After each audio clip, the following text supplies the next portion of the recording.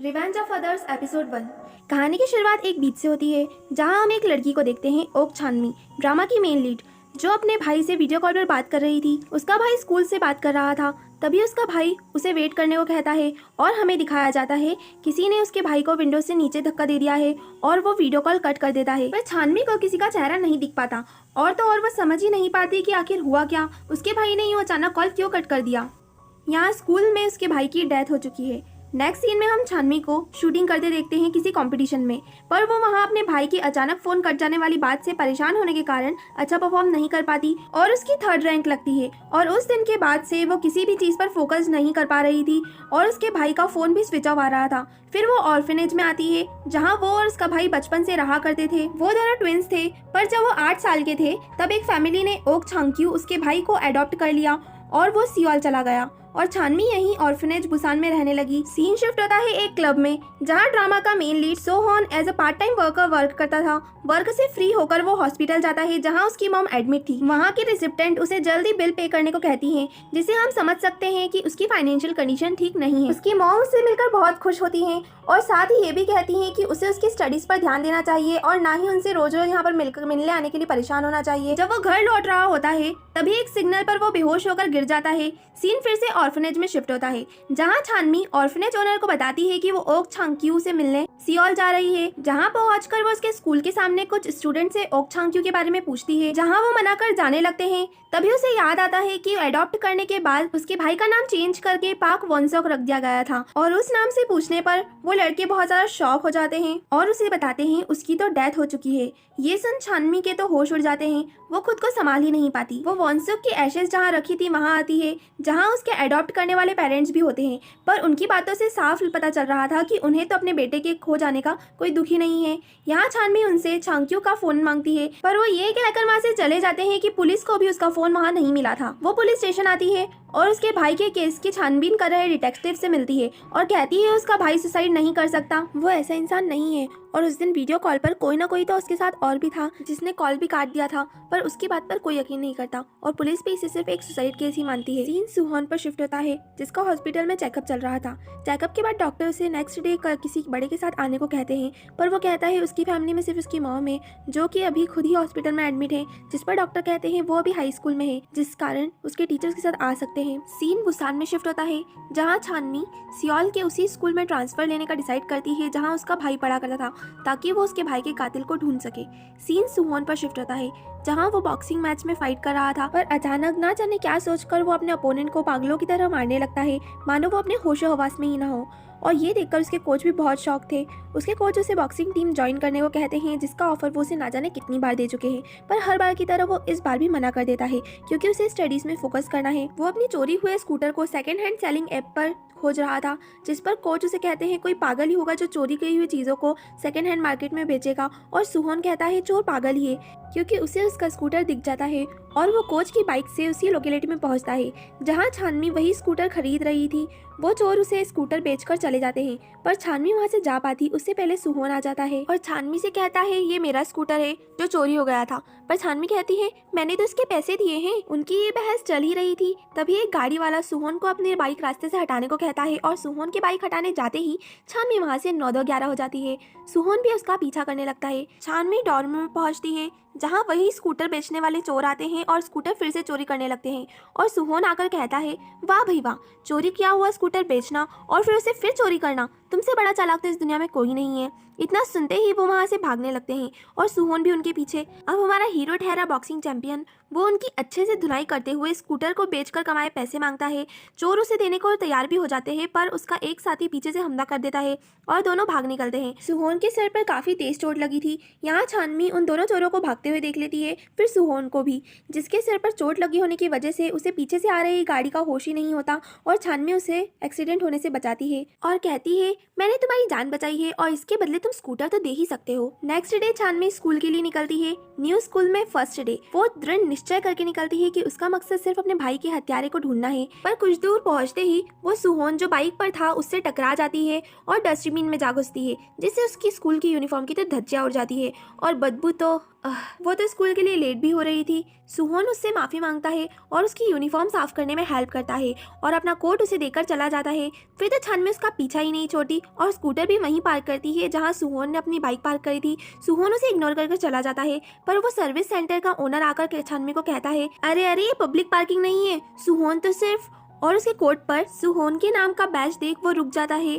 और कहता है, सुहोन का कोट, इसका मतलब तुम उसकी गर्लफ्रेंड हो। तो ठीक है, तुम स्कूटर यहाँ खड़ा कर सकती हो। और छानवी मिसअंडरस्टैंडिंग क्लियर करने ही वाली थी, पर सोचती है क्या फर्क पड़ता है, पार्किंग की जगह तो मिल गई ना। यहाँ स्कूल में भी कुछ लड़कियां उसे सुहोन का कोट पहना देख शौक थी और वो ये खबर कुक जियोन नाम की एक लड़की को देती हैं, जिसके गुस्से से साफ पता चल रहा था कि वो सुहोन को पसंद करती है और सुहोन का कोट किसी और नई लड़की ने पहना हुआ है। ये बात उसे हजम नहीं हुई। छानवी को टीचर क्लास में लाते हैं, जिस क्लास में सुहोन भी था और जियोन भी थी। उसकी चमचियां उसे बताती है ये वही लड़की है जिसने सुहोन का कोट पहन रखा था। छानवी अपनी जगह पर जाकर बैठ जाती है, जहाँ टीचर सुहोन को यूनिफॉर्म ना पहन के आने के लिए डांटने लगते हैं और छानवी बैग से कोट निकालकर सुहोन को देने लगती है और पूरी क्लास शॉक थी। सुहोन का कोट छानवी के पास और सभी बच्चे सुहोन को छानवी के नाम से चिढ़ाने लगते हैं कि आखिर चल क्या रहा है। सुहोन बहुत एम्बेरस हो जाता है और जियोन तो जल भुनकर कोयला हो गई थी। नेक्स्ट सीन में हम एक कार को स्कूल में एंटर होता हुआ देखते हैं, जिससे 2 स्टूडेंट्स निकलते हैं और उनका वेलकम खुद स्कूल के प्रिंसिपल करते हैं।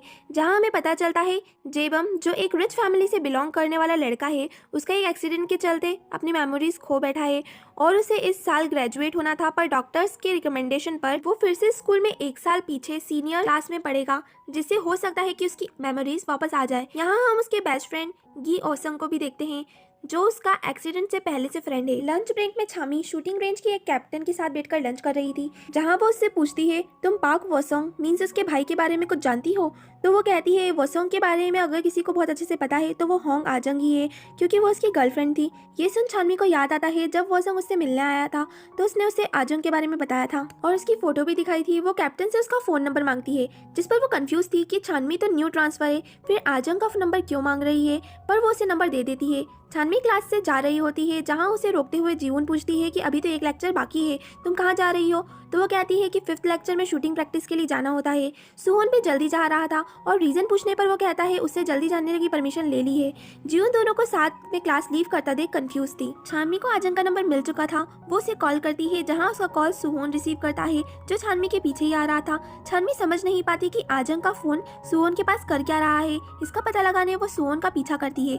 वो सुहोन को एक हॉस्पिटल के अंदर जाते देखती है और उसके पीछे हॉस्पिटल के अंदर पहुंच जाती है, जहां सुहोन को डॉक्टर कहते हैं जब तुम्हारा कोई गार्जियन हॉस्पिटल नहीं आ सकता तो तुम्हारी रिपोर्ट मुझे तुम्हें ही देनी होगी। और वो उसे बताते हैं तुम्हें ब्रेन ट्यूमर है जो बहुत डेंजरस है, और तो और वो ऐसी लोकेशन पे है कि उसकी सर्जरी भी नहीं कर सकते, सिर्फ उसके ना बढ़ने की दुआ ही करी जा सकती है।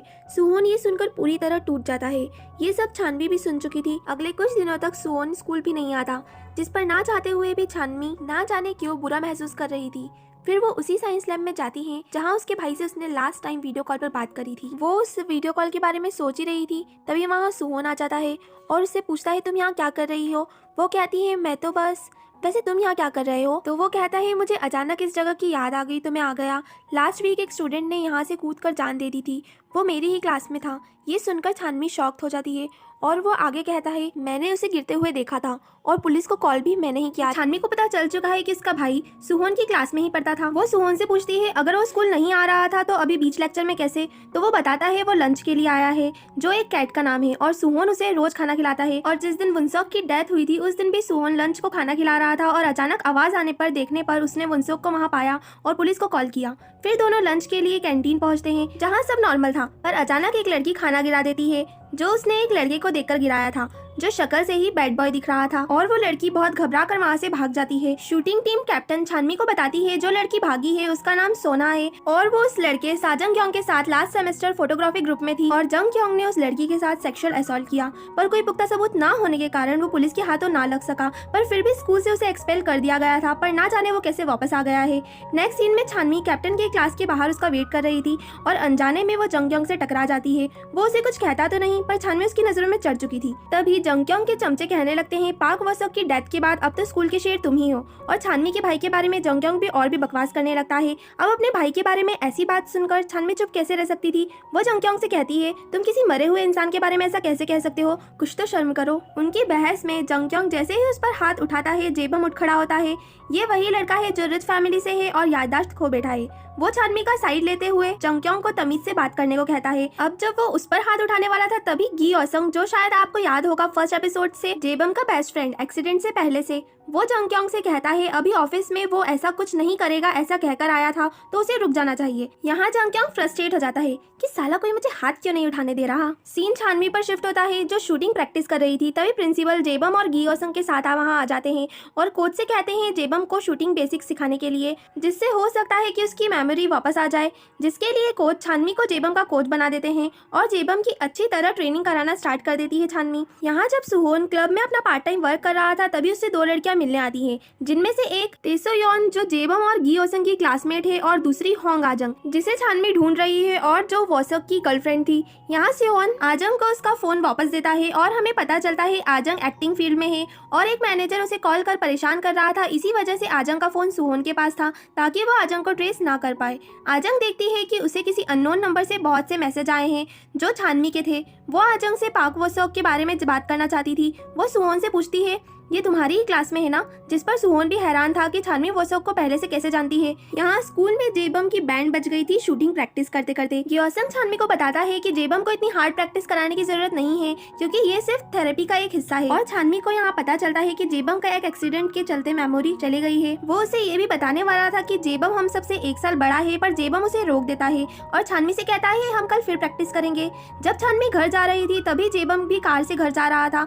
वो उसके पास से निकलता है और छानवी को एक साइड रुकने को कहता है और वो उससे उसका फोन नंबर लेने लगता है। उन दोनों को साथ सुहोन देख लेता है। वो छानवी का वेट उसके डॉर्म के सामने कर रहा था और छानवी के पहुंचते ही वो उससे सीधा पूछ लेता है कि वो वोसक को पहले से कैसे जानती है। और छानवी कहती है हम साथ में शूटिंग क्लब में थे, पर तुम बताओ आजंग का फोन तुम्हारे पास क्या कर रहा है।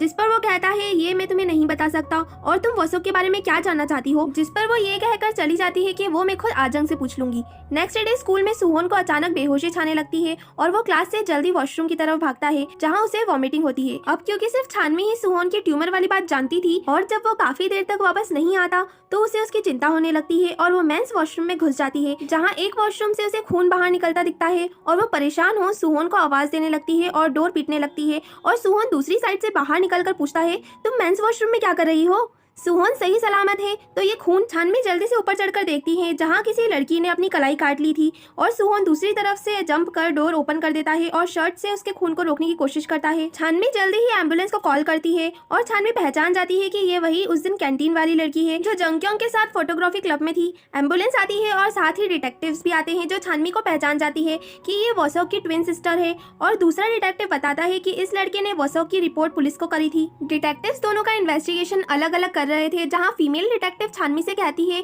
वो बुसान से यहाँ अपने भाई की डेथ के बारे में जानने के लिए आई है ना, पर वो उसे पढ़ाई पर फोकस करने को कहती है। बट छानवी सोचती है पुलिस ने खुद तो कुछ किया नहीं और मुझे भी रोक रही है। इन्वेस्टिगेशन के बाद सुहोन और छानवी साथ में क्लास में आ रहे थे और यहाँ फिर दोनों को साथ देख जीवन जल भुनकर कोयला हो जाती है। सोना को भी होश आ चुका था पर उसके डैड स्कूल में हंगामा करने आ जाते हैं कि उस लड़के के किए गलत कामों का भुगतान मेरी बेटी को क्यों करना पड़ रहा है और उसे स्कूल से सस्पेंड करो। यहाँ छानवी को आजंग के मैसेज रिसीव होता है जहाँ वो उसे मिलने बुलाती है, जहाँ तेसु भेस बदलकर छानवी से मिलने आती है और कहती है मैं आजंग हूँ, कहो तुम्हें क्या बात करनी थी। पर छानवी ने तो आजंग का फोटो देख रखा था और वो उसे कहती है मैं तुमसे नहीं आजंग से बात करना चाहती हूँ। जिस पर तेसु ये कहकर जाने लगती है कि आजंग को एक भी मैसेज करा तो तुम जान से मारी जाओगी। पर छानवी के ये कहने पे कि अगर आजंग को वोसक की डेथ का थोड़ा भी बुरा लगा हो तो उससे कहना मुझे मैसेज करे। तेसु उसे कहती है अगर वो आजंग से इस बारे में बात करना चाहती है तो वो गलत आदमी के पास आई है, उसे इम सोमी से जाकर इसके बारे में जानकारी लेनी चाहिए। छानवी इम सोमी से एक रेस्टोरेंट में मिलती है जहाँ इम सोमी कहती है वो बहुत खुश थी जब उसे पता चला कि वोसक की डेथ हो चुकी है।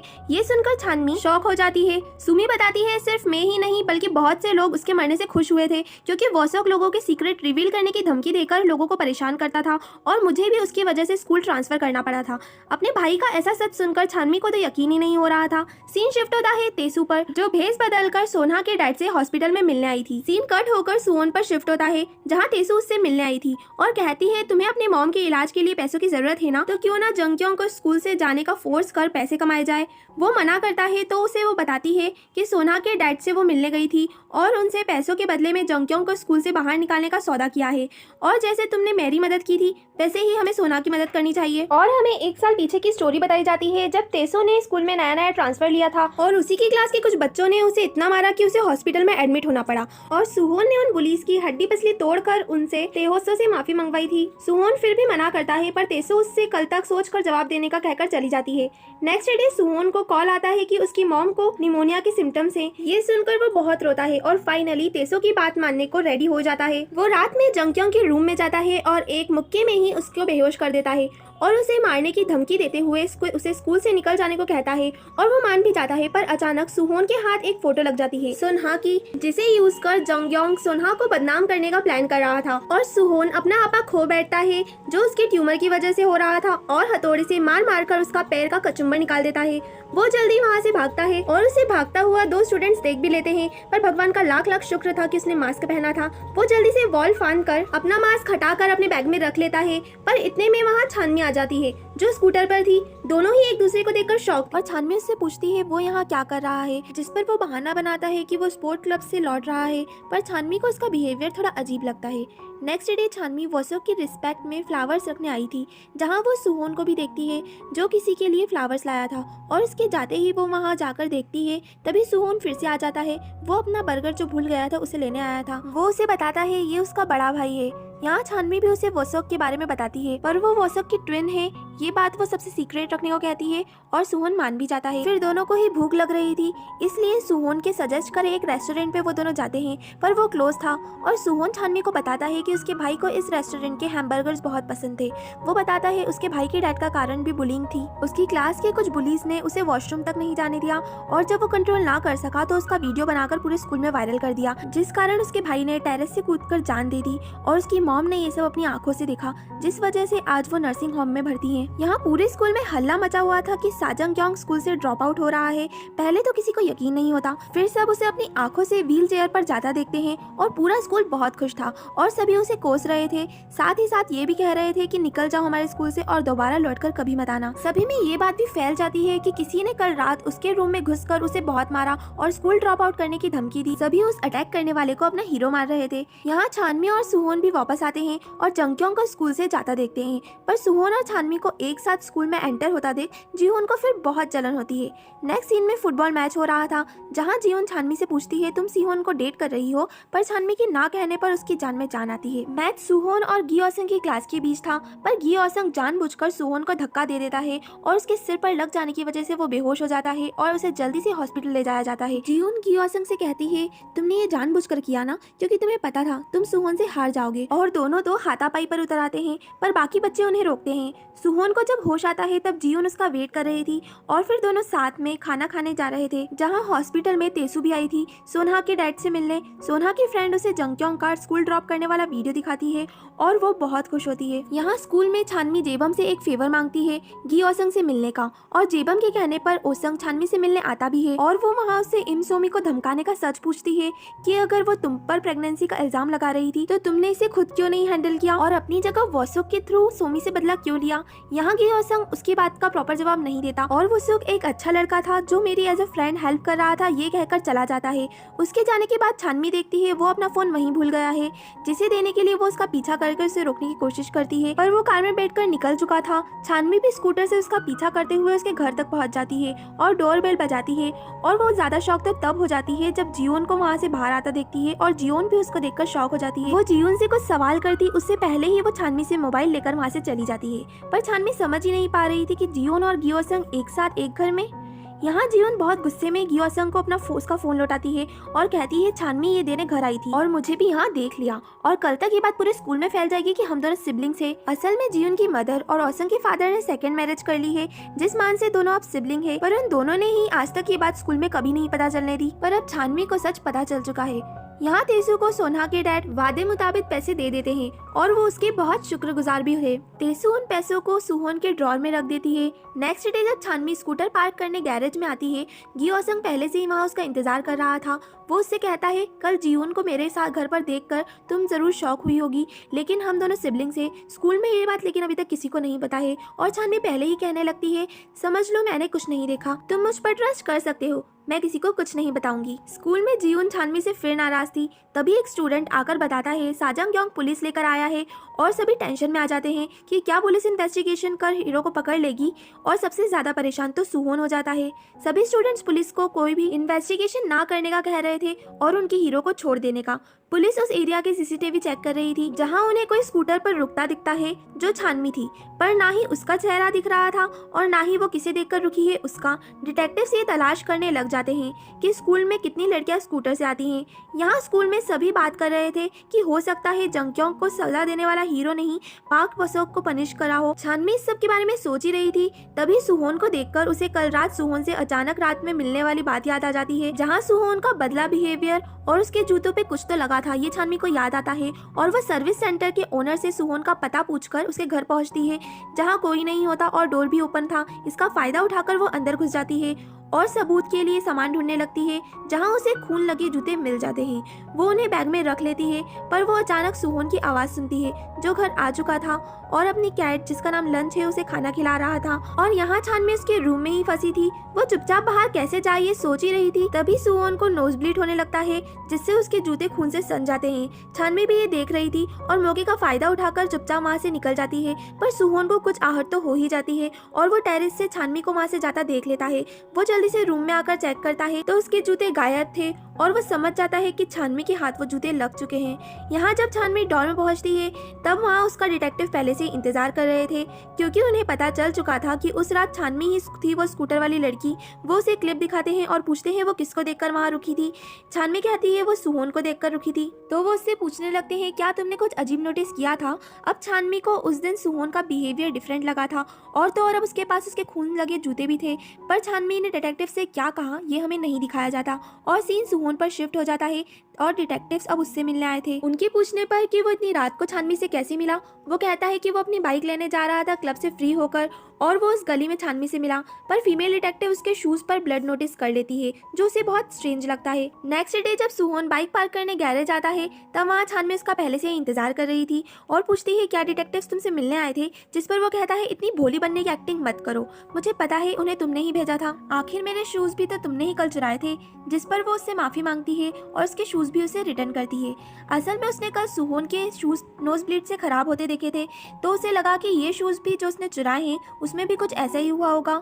सुहोन शूज लेकर जाने लगता है, पर फिर रुककर छानवी से कहता है तुम अपने भाई की डेथ का पता लगाने ट्रांसफर हुई हो ना, और मैं जानता हूँ तुम सोच रही हो उस हीरो ने वोसोक की जान ली है, पर हीरो ने ऐसा कुछ नहीं करा और तुम वापस बुसान लौट जाओ। छानवी उससे पूछती है ये सब तुम्हें कैसे पता। वो कुछ नहीं कहकर जाने लगता है, पर छानवी तो उसके पीछे ही पड़ जाती है जवाब लेने के लिए। और क्लास में छानवी को सुहोन से ऐसे पूछताछ करता देख जीवन छानवी से सुहोन को परेशान ना करने का कहती है और उन दोनों की आपस में बहस चालू हो जाती है, जिसमें जीवन कहती है तुम समझती हो मेरा एक सीक्रेट जानती हो तो तुम कुछ भी करोगी, पर छानवी ये कहकर चली जाती है मैं तुम्हारे सीक्रेट का क्या अचार डालूंगी, तुम्हारे सीक्रेट से या तुमसे मुझे रत्ती भर भी फर्क नहीं पड़ता। सीन सुहोन पर शिफ्ट होता है जो जंगक्योंग को धमकाते समय यूज करे टूल्स को ठिकाने लगाने जा रहा था और अचानक डिटेक्टिव सामने आ जाती है, पर वो सुहोन से कहती है मैं तो कस्टमर हूँ, और सुहोन को पता चलता है जो उसकी डॉक्टर है वही इन फीमेल डिटेक्टिव के हस्बैंड भी हैं। नेक्स्ट सीन में छानवी को उसके लॉकर में एक नोट मिलता है, मुझसे ऑडिटोरियम में मिलना, मुझे तुम्हें एक सीक्रेट बताना है। और छानवी नोट के अनुसार क्लास एंड होने पर ऑडिटोरियम पहुंचती है, जहां कोई उसे पीछे से वार कर बेहोश कर देता है और उसके फिंगरप्रिंट से उसका मोबाइल अनलॉक कर लेता है। नेक्स्ट सीन में छानवी हॉस्पिटल में थी, जहां उसे जेबम लाया था, जो उसे बताता है कि उसे ऑडिटोरियम में अकेला जाता देख उसने उसका पीछा किया, पर वहां पहुंचने पर उसने उसे बेहोश पाया। वो उससे बेहोश रहने का कारण भी पूछता है, पर छानवी उसे सच नहीं बताती और कहती है मैं सिर्फ शांत जगह जाना चाहती थी और शायद वहाँ बेहोश हो गई।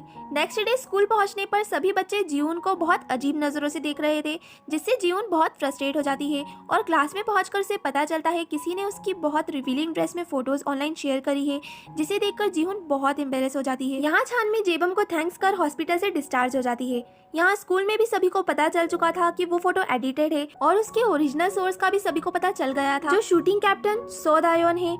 और जब सारे बच्चे उससे पूछते हैं तो वो कहती है भले ही मैंने ये फोटो शेयर करी हो, पर इसे बनाने में मेरा कोई हाथ नहीं है और मुझे तो ये फोटो छानमी ने शेयर की थी।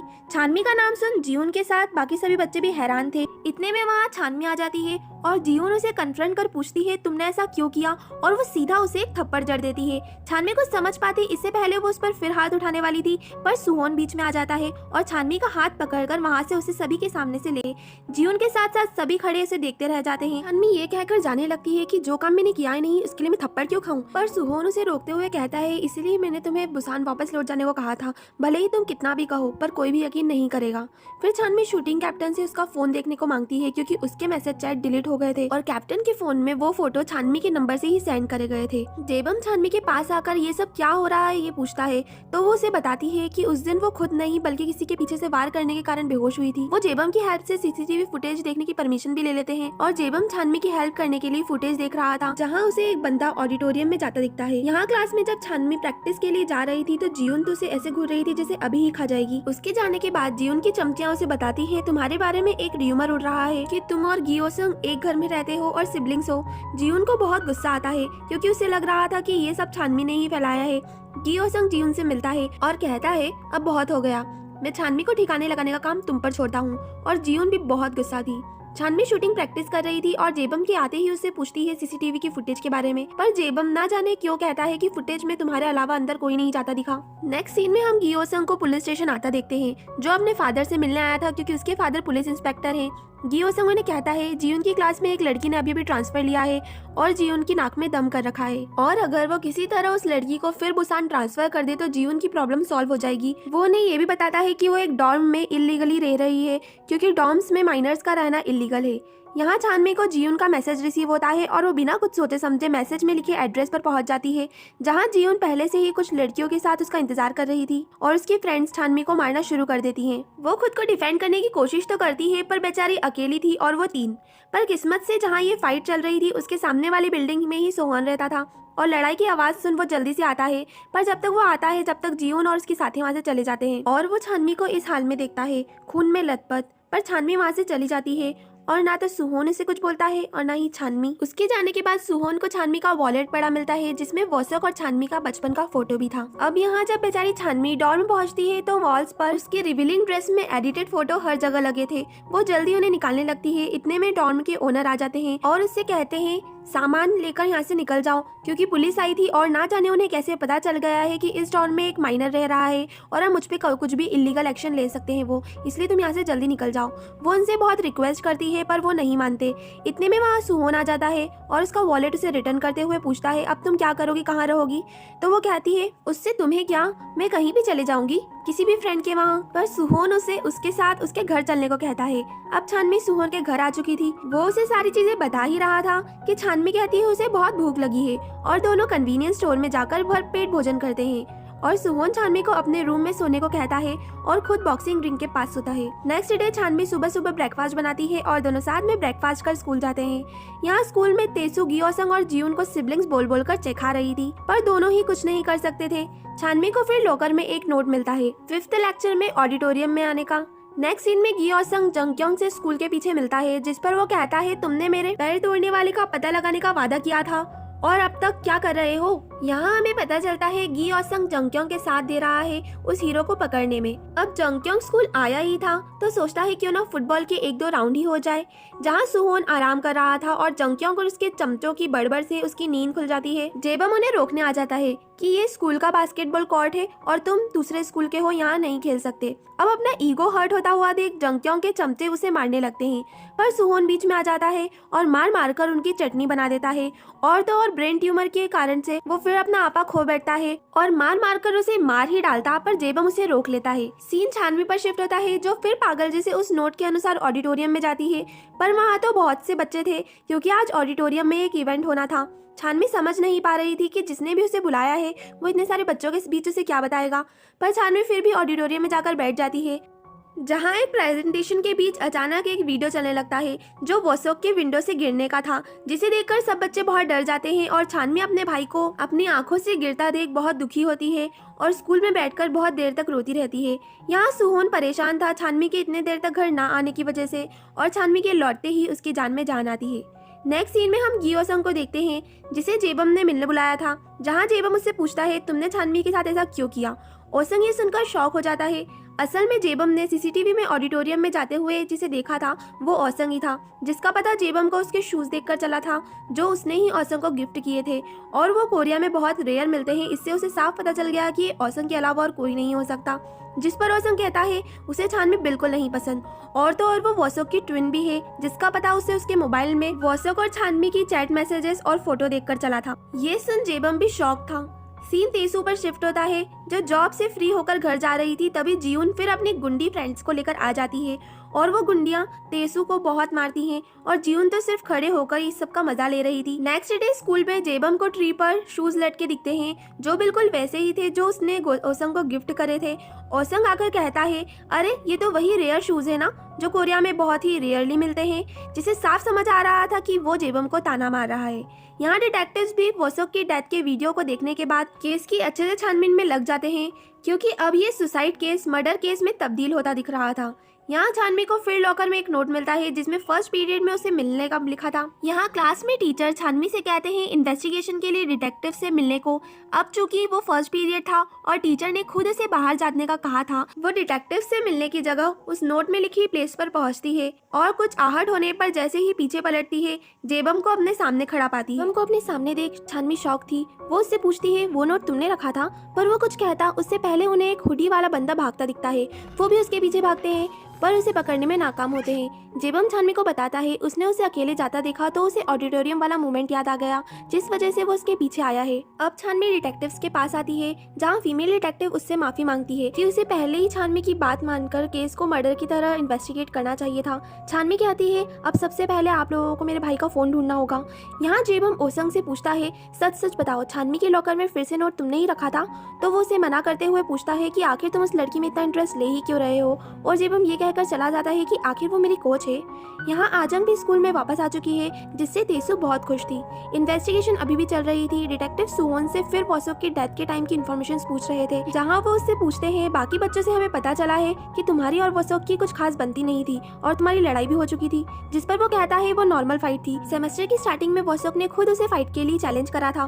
फिर वो उससे पूछते हैं कि वॉसोक का कोई बेस्ट फ्रेंड था, तो सुहोन गियोसंग का नाम बताता है। सुहोन अपनी मॉम से मिलने जाता है जहाँ उसकी मॉम बहुत दुखी थी, ये कहते हुए कि आज हमारी हालत देखकर मुझे बहुत दुख होता है, पर जब तक सुहोन सही सलामत है तब तक सब ठीक है। जिस पर सुहोन को ब्रेन ट्यूमर याद आता है और वो बहुत रोता है। अब जब सुहोन घर आता है तो छानवी तुरंत ही उसे ड्रिंक ऑफर करती है और बहुत अच्छे से बात कर रही थी, जिस पर सुहोन पूछता है तुम्हें क्या काम है, और छानवी बताती है उसके भाई के पेरेंट्स का कॉल आया था, वो उसे उसका सामान देना चाहते हैं और क्या सुहोन उसके साथ चलेगा। सुहोन रेडी हो जाता है और दोनों साथ में उसके घर पहुंचते हैं, जहां छानवी तो सामान लेकर निकलने लगती है, पर उन लोगों को वॉसोक की डेथ का थोड़ा भी दुख नहीं था और इतने सेल्फिश नेचर देखकर सुहोन बहुत भड़क उठता है कि वॉसोक जब जिंदा था तब भी तुम्हारे जैसे पेरेंट्स के साथ रहकर जिंदा लाश की तरह ही रहता होगा। छानवी उसे समझाकर घर ले जाती है, पर सूटकेस में तो लॉक था।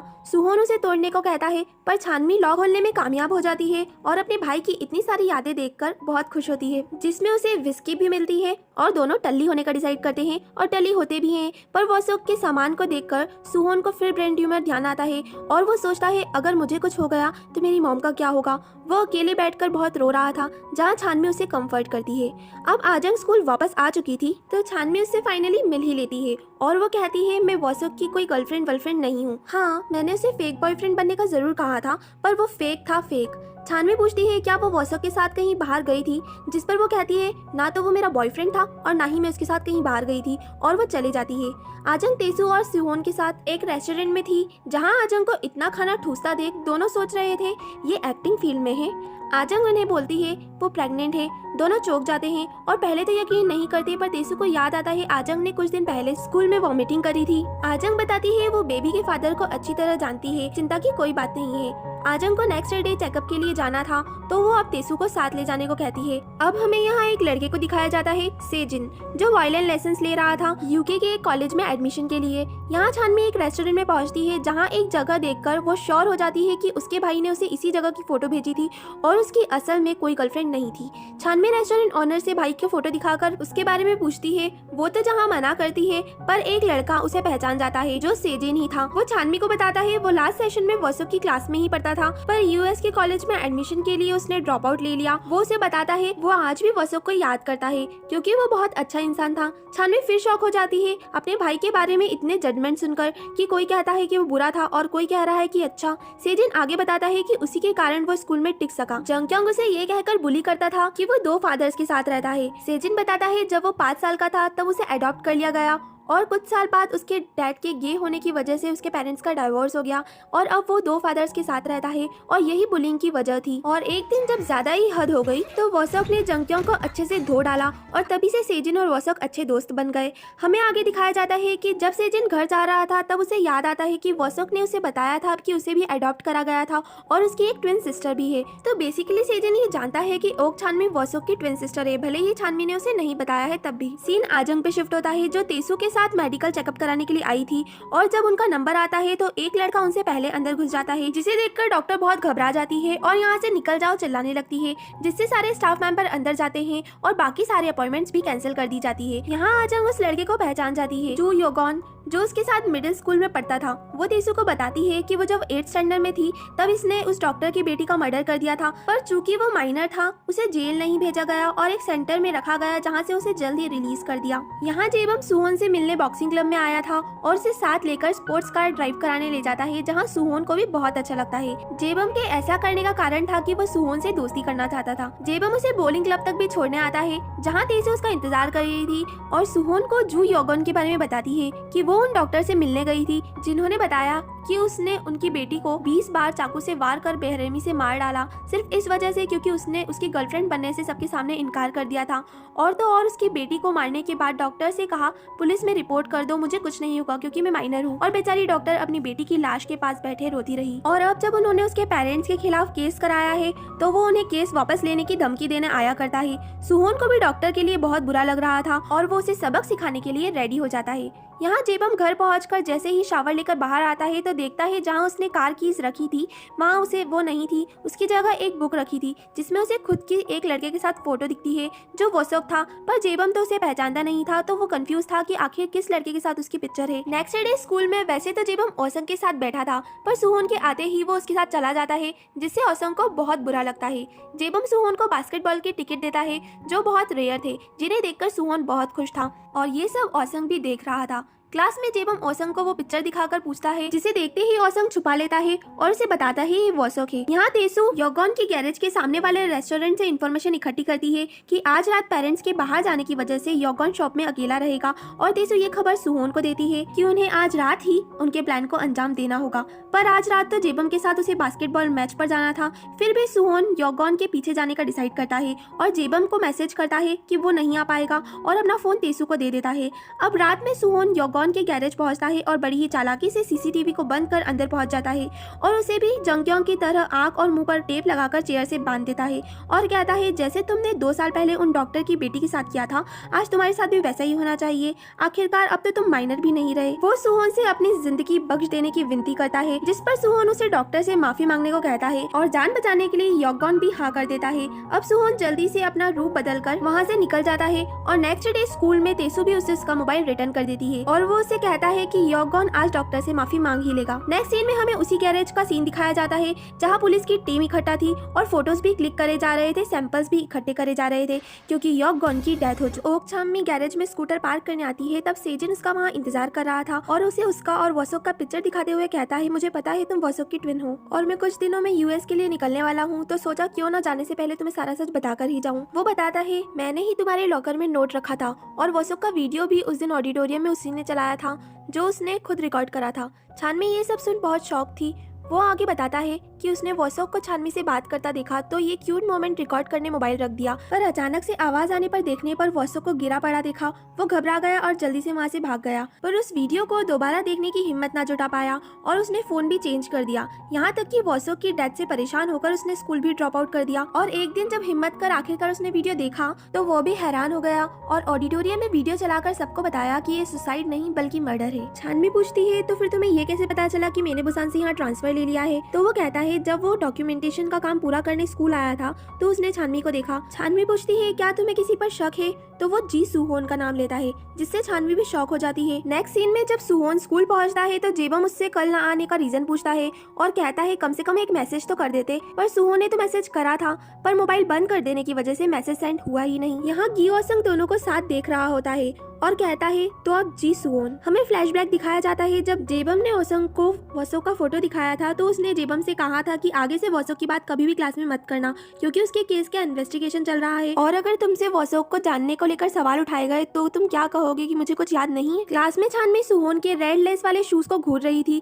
क्योंकि सेजिन ने उसे बताया था कि उस दिन उसने हुडी में किसी को भागते हुए देखा जिसके शूलेस रेड थे। पर असल में छानवी यकीन नहीं करना चाहती थी कि सुहोन ने ये सब किया है। यहाँ स्कूल में सभी को ऑनलाइन पता चल जाता है कि छानवी और वॉसोक ट्विंस थे, जिससे आजंग और तेसु कुछ ज्यादा ही शौक थे। यहाँ इसका फायदा उठाकर जीवन छानवी को चखाने आ जाती है, जहाँ आजंग उसे अपनी बकवास बंद करने को कहती है। पर जब वो नहीं रुकती और आजंग पर हाथ उठाने वाली थी, छानवी उसके बाल पकड़कर उसे लट्टू की तरह घुमाना शुरू कर देती है और जीवन भी छानवी के बाल पकड़ लेती है। अब दोनों का घमासान युद्ध चालू हो जाता है, जिसमें छानवी जीवन के ऊपर चढ़ उसे इतने थप्पड़ और घूसे लगाती है जितने उसने अपनी जिंदगी में कभी नहीं खाए होंगे। वो तो उसे और धोती पर बाकी बच्चे उसे कंट्रोल करते हैं। अब अपनी बेटी की ऐसी हालत देख उसकी मॉम टीचर को उनकी बेटी की ऐसी हालत करने वाली लड़की को जल्द से जल्द सस्पेंड करने का ऑर्डर देती है। यहाँ स्कूल के बाहर आजंग और तेसु छानवी का वेट कर रहे थे। वो बताती है टीचर कोशिश कर रहे हैं कि उसे एक्सपेल ना होना पड़े और जब तक उसे घर पर रहना है। फिर तीनों एक रेस्टोरेंट में पहुँचते हैं, जहाँ आजंग कहती है अब समझ आया तुम वॉसोक के बारे में इतना जानने को उत्सुक क्यों थी। आजंग बताती है वॉसोक बहुत अच्छा लड़का था,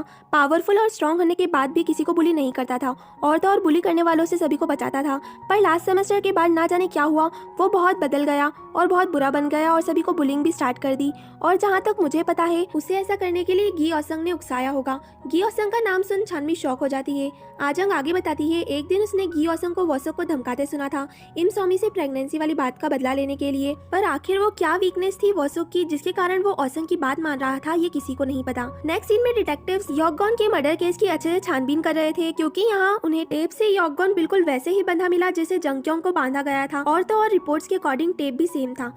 अब पुलिस दोनों केस को जोड़कर देख रही थी, जिसके लिए वो जंगक्योंग से फिर पूछताछ करते हैं और वो बताता है अगर उसने उस दिन कुछ अजीब नोटिस किया था तो वो थी स्मेल, जो कि मशीन ऑयल और हॉस्पिटल में यूज होने वाली अल्कोहल की थी। और जिस तरह उसे एक मुक्के में मारकर बेहोश कर दिया गया उसके अकॉर्डिंग वो जरूर बॉक्सिंग में प्रो होगा। वो इस बारे में छानवी से भी फिर पूछताछ करते हैं जिस रात जंगक्योंग पे हमला हुआ उस रात सुहोन से मिलने की। पर छानवी सिर्फ एक ही बात पूछ रही थी कि क्या जंगक्योंग और मेरे भाई के केस का सस्पेक्ट सेम है। यहाँ फीमेल डिटेक्टिव सुहोन से पूछताछ कर रही थी उस रात छानवी से मिलने वाले सीन की। वो सुहोन से पूछती है तुम बॉक्सिंग चैंपियन हो तो बताओ क्या किसी को एक मुक्के में बेहोश करना पॉसिबल है, जिससे साफ समझ आ रहा था कि वो उस पर शक कर रही थी। नेक्स्ट डे स्कूल जाते समय ओसंग जीवन से कहता है अब तुम ऐसा कुछ मत करना छानवी के साथ कि तुम्हारे कॉलेज एडमिशन में प्रॉब्लम क्रिएट हो, मैं अब अपने आप सब कुछ हैंडल कर लूंगा। ओसंग छानवी के पास पहुंचता है जो वो शूटिंग प्रैक्टिस कर रही थी। उसे लगता है ओसंग जीवन से माफी मांगने को कहेगा, पर उल्टा वो उससे जीवन की तरफ से माफी मांगता है। और अब जब ये पता चल चुका है कि छानवी वॉसोक की ट्विन है, वो उसकी वॉसोक के कातिल को ढूंढने में हेल्प करने को भी कहता है। छानवी ओसंग का ऐसा बिहेवियर देख बहुत शॉक थी क्योंकि आजंग से उसके बारे में पता चली बातों को देखते हुए छानवी का सस्पेक्ट वही था। यहाँ तेसु भेस बदल कर डॉक्टर से मिलने जाती है, जहाँ डिटेक्टिव पहले से ही डॉक्टर के पास आई थी और ये पता चलने पर कि यॉकगॉन का मर्डर हो गया है डॉक्टर शॉक तो होती है, पर अपनी बेटी के हत्यारे का मरने की खबर सुनकर बहुत सुकून भी उन्हें मिलता है। वॉशरूम में तेसु और डिटेक्टिव का इंटरेक्शन हो जाता है, जहाँ तेसु तो घबरा जाती है कि कहीं डिटेक्टिव उसे पहचान ना ले, लेकिन ऐसा कुछ नहीं होता है। अब जब वो डॉक्टर के केबिन में पहुंचती है तो डॉक्टर उसे थैंक्स करती है यॉकगॉन का मर्डर करने के लिए। मर्डर ये सुन तेसु के तो पैरों के नीचे से जमीन खसक जाती है कि आखिर यॉकगॉन मरा कैसे। अब सीन पुलिस स्टेशन में शिफ्ट होता है, जहाँ ओसंग अपने फादर से जीवन को मारने वाली लड़की को माफ करने को कहता है, जिस पर पहले तो वो गुस्सा होते हैं, पर ओसंग के ये कहने पर कि वो बहुत गरीब है और जीवन पूरी तरह से बेकसूर नहीं है वो मान जाते हैं। डिटेक्टिव्स गैरेज के बाहर के सीसीटीवी कैमरा चेक कर रहे थे, जहां अचानक फीमेल डिटेक्टिव को जंकियों की बात याद आती है, वो अजीबोगरीब स्मेल वाली ऑयल और अल्कोहल की स्मेल। इससे उन्हें याद आता है कि ये दोनों बॉलिंग एली में यूज होते हैं। अब बॉलिंग एली में सुहोन वर्क करता है, इसका मतलब साफ था कि उनका सस्पेक्ट अब सुहोन है और वो बॉलिंग एली के लिए निकल पड़ते हैं। यहाँ तेज सुहोन से मिल उसे योगॉन के मर्डर का बताती है तो सुहोन को भी बड़ा झटका लगता है, क्योंकि उसने तो सिर्फ उसे धमकाया था। दोनों ही समझ नहीं पा रहे थे कि अब क्या करें। इतने में डिटेक्टिव्स भी वहाँ पहुँच जाते हैं और ऑनर से सुहोन का लॉकर का पूछ वहाँ जा ही रहे थे, तभी सुहोन सामने आ जाता है। अब सुहोन और डिटेक्टिव्स दोनों लॉकर के सामने खड़े थे। वो सुहोन को जल्दी लॉकर खोलने का बोलते हैं। सुहोन घबराते हुए और कांपते हुए हाथों से लॉकर अनलॉक करता है, जहाँ एक बैग था पर उसमें बुक्स के अलावा कुछ नहीं मिलता। पर अभी भी डिटेक्टिव हार नहीं मानती और मेल डिटेक्टिव को बाकी सारे लॉकर चेक करने का बोल खुद वहाँ की दूसरी जगह चेक करने चली जाती है। अब हमें 2 दिन पहले का इंसिडेंट दिखाया जाता है, जब सुहोन योगॉन का धमकाने के बाद अपने बैग को लॉकर में तो रखता है, पर ये जिम का लॉकर था। यहाँ हमें छानवी भी दिखाई जाती है, पर वो बहुत सस्पिशियस लग रही थी। वो अपने भाई के सूटकेस से मिली गन से निशाना लगाने की कोशिश कर रही थी और उसका बिहेवियर भी बहुत सस्पिशियस था। फीमेल डिटेक्टिव मेल डिटेक्टिव को फोन कर बताती है वो सुहोन के जिम पे जा रही है और जितनी देर में वो फोन पर बात करता है उतनी देर में सुहोन भी वहाँ से गायब हो जाता है। वो भी अपनी बाइक से हवा की तरह उड़ते हुए जल्दी जिम के लिए निकलता है। अब डिटेक्टिव और सुहोन दोनों ही गाड़ियाँ काफी तेज दौड़ा रहे थे, क्योंकि आखिर दोनों की डेस्टिनेशन भी तो एक ही थी। अब सिर्फ देखना इतना था कि पहले कौन पहुंचेगा, सुहोन या डिटेक्टिव। यहाँ छान में अभी भी शूटिंग प्रैक्टिस कर रही थी और सायरन की आवाज सुन नीचे देखती है, जहाँ डिटेक्टिव थी जो बाजी मार चुकी थी। सुहोन से पहले वो जिम में पहुंच चुकी थी और बड़े से कटर से डायरेक्ट लॉकर के लॉक को काटने लगती है। सुहोन का कोच उसे रोकने की कोशिश भी करता है, पर अपनी टांग पर चोट खा बैठता है और डिटेक्टिव लॉक काट देती है और सुहोन भी हाफते हुए वहाँ पहुँचता है, जहाँ डिटेक्टिव उसे ऐसे घूर रही थी जैसे क्या बेटा समझ में आया, बाप बाप होता है बेटा बेटा होता है। अब लॉकर खुल चुका था और उसके अंदर क्या था? कुछ नहीं, जी हाँ, लॉकर खाली था, जिसे देख सुहोन डिटेक्टिव को ताना मारते हुए कहता है, आप मुझे क्यों इतना परेशान करती रहती हैं? अगर आपको अपनी जॉब करनी नहीं आती तो अपना करियर चेंज कर लो। भले ही वो ऐसा कह रहा था, पर सबसे ज्यादा शौक तो वही था कि लॉकर खाली है। नेक्स्ट सीन में हम छानवी को देखते हैं, जो कन्वीनियंस स्टोर आई थी और उसके पास एक बैग भी था, जिसमें से वो एक और बैग निकाल उसे बैग में पैक कर कुरियर कर देती है और उस बैग में स्नैक्स भरकर ले जाती है। फिर उसे सी के सामने बैठकर खा रही थी और साथ में बहुत ज्यादा रो रही थी, पर उसके रोने की वजह हमें नहीं बताई जाती। नेक्स्ट सीन में हम जेबम को देखते हैं, जो औसम को एक हॉर्स टेबल में लाया था और उसे बताता है कि वो बहुत परेशान हो गया है उसकी मेमोरी के कारण, और उसे याद आ गया है कि उसकी मेमोरी किसी एक्सीडेंट की वजह से नहीं बल्कि इस वजह से गई थी क्योंकि उसने खुद को मारने की कोशिश करी थी यहीं इसी टेबल में। वो औसम से कहता है, मेरे हर एक सवाल का सही सही जवाब देना, क्या मैंने ही पार्क वसो को मारा है? और सीन यहीं कट हो जाता है और छान में जिम पहुंचती है, जहां सुहोन उसे लॉकर के बारे में सवाल करना तो चाहता था, पर उसका नॉर्मल बिहेवियर देख कुछ नहीं कहता। नेक्स्ट डे छान में बुसान पहुंचती है और ऑर्फनेज से वो पार्सल लेती है जो उसने भेजा था, और यहाँ लॉकर खोलने पर सुहोन को एक नोट मिलता है जिसमें लिखा था, अगर अपना बैग वापस चाहते हो तो बुसान आ जाओ। और बुसान का नाम पढ़ते ही सुहोन समझ जाता है कि ये ओक छानवी ने लिखा है। वो बुसान के लिए निकल जाता है और छानवी की बताई लोकेशन पर पहुंचने पर सबसे पहले छानवी उसे उसका बैग देती है और फिर उसकी तरफ गन तान देती है और पूछती है, तुमने ऐसा क्यों किया, क्यों मारा मेरे भाई को? सुहोन उसे समझाने के लिए कुछ बोलता, इतने में छानवी गोली चला देती है। यहाँ गोली सुहोन को लगी भी थी, पर सिर्फ उसके हाथ को छूकर निकली थी, जिससे उसे ज्यादा चोट नहीं लगी थी। छानवी उससे गुस्से से पूछती है, बताओ क्यों मारा मेरे भाई को? जिस पर वो कहता है, मैं ऐसा क्यों करूंगा, आखिर क्यों मारूंगा मैं तुम्हारे भाई को? जिस पर सच उगलवाने के लिए छानवी फिर उस पर गन तान देती है और उसे रोकने के लिए सुहोन उसके हाथ से गन छीन लेता है। अब गन सुहोन के हाथ में थी। वो अपने सर पर गन रखते हुए छानवी से कहता है, अगर तुम सच में सोचती हो मैंने वुनसुक को मारा है तो मैं अभी तुरंत खुद को गोली मार लूंगा। बोलो, क्या तुम्हें लगता है मैंने वुनसुक को मारा? छानवी कुछ बोलती उससे पहले उसके फोन पर एक कॉल आने लगती है और नाम देख छानवी के होश उड़ जाते हैं, क्योंकि कॉल उसके भाई का था। वो जल्दी कॉल उठाती है, पर दूसरी तरफ से कोई जवाब नहीं मिलता और कॉल कट हो जाता है। इसके बाद वो कई बार ट्राई करती है कॉल करने को, पर कोई कॉल रिसीव नहीं करता। सीन चेबम पर शिफ्ट होता है, जो एक प्लेग्राउंड में गी औसंग का वेट कर रहा था, क्योंकि कल जब उसने उससे वॉसक के बारे में पूछा था तो औसंग ने उसे ये कहकर मिलने बुलाया था कि उसके पास वॉसक और जेबम से रिलेटेड कुछ है जो वो जेबम को बताना चाहता है। अब जब औसंग आता है तो वो उसे कहता है, तुमने सही कहा था, तुम्हारा कोई एक्सीडेंट नहीं हुआ था, बल्कि अपनी डैड के पास वाली बिल्डिंग से कूद कर तुमने खुद सुसाइड करने की कोशिश करी थी। फिर वो उसे एक एनवेलप देते हुए कहता है, ये तुमने सुसाइड करने के कुछ दिन पहले मुझे संभालने को दिया था और तुम्हारे मेमोरी खो जाने के बाद मैंने इसे खोलकर देखा। उस एनवेलप में वॉसक और जेबम के साथ में काफी सारे पिक्चर्स थे, जिस पर औसंग कहता है, तुम दोनों रिलेशनशिप रिलेशनशिप में थे। ये सुन जेबम की आंखें फटी की फटी रह जाती है। यहाँ छानवी समझ चुकी थी कि सुहोन का उसके भाई के मर्डर से कोई लेना देना नहीं है और वो उसका बैकपैक भी जला देते हैं। वो छानवी से पूछता है उसे बैग के बारे में कैसे मालूम पड़ा, तो वो कहती है ओसंग से। जब वो ओसंग को कन्फ्रंट करने गई थी कि वो उसके भाई को किस वीकनेस से के थ्रू धमका रहा था, तो इसने ये कहा कि अगर तुम्हें लगता है कि मैंने तुम्हारे भाई को मारा है तो तुम गलत हो, क्योंकि एक मर्डर और हुआ है जिसका कातिल और जंग पर हमला करने वाला सेम है, जिसे उसने खुद अपने डैड के ऑफिस में देखा। और उसके पास एक बैग था जिससे छानवी को उस रात सुहोन से गली में मिलने वाली बात याद आती है, जब उसने सुहोन के पास भी बैग देखा था। और जब उसने सायरन की आवाज सुन डिटेक्टिव को देखा तो उसका शक पक्का हो गया और वो सुहोन के लॉकर खोल जब उसमें उसका बैग देखकर श्योर हो गई कि सुहोन ही कातिल है, तो वो बैग लेकर वहाँ से चली गई ताकि पुलिस के हाथ वो ना लग सके, क्योंकि छानवी अपने भाई के कातिल को खुद सजा देना चाहती थी। अब सुहोन को हाथ पर चोट तो छानवी की वजह से ही लगी थी, तो वो अपने पैसों से बैंडेज, मेडिसिन और उसके लिए एक हुडी भी परचेज करती है। और कोई प्लेस ना होने की वजह से वो दोनों साथ में फोटो स्टूडियो में आते हैं, जहाँ छानवी उसके घाव का ट्रीटमेंट करती है और वो कपड़े भी चेंज करता है और फोटो स्टूडियो में पैसे डालने लगता है। और छानवी के मना करने पर वो कहता है अब रोज रोज थोड़ी ही मैं मौत का सामना करूंगा, इस याद को तो कैप्चर जरूर करना चाहिए। पर छानवी का फेस तो हर फोटो में कुछ ऐसा दिख रहा था। अब सुहोन छानवी को भी एक फोटो कार्ड देता है। इसके बाद दोनों एक 24/7 लॉन्ड्री में आते हैं, जहाँ छानवी उसे बताती है जब उसके भाई के फोन से कॉल आया तो उसमें भले ही किसी ने की आवाज ना आई हो, पर एक रिंगटोन जरूर सुनाई दी थी और वो सुहोन को भी वो कॉल रिकॉर्डिंग सुनाती है। नेक्स्ट सीन में हम जेबम को देखते हैं जो उसके और वॉसो के साथ वाले फोटोज को जला रहा था। यहाँ छानवी उसी लॉन्ड्री में सो जाती है और उसे पता ही नहीं चलता, पर जब उसकी आँख खुलती है तो सुहोन को वहाँ वो नहीं पाती, पर उसे एक नोट मिलता है जिसमें लिखा था भूल जाओ कि मैं कभी बुसान भी आया था। नेक्स्ट सीन में हम सुहोन को देखते हैं जो सियोल आ चुका था, पर स्टेशन पर अचानक फिर से उसे वही हेडेक होने लगता है और वो वहीं बेहोश होकर गिर जाता है।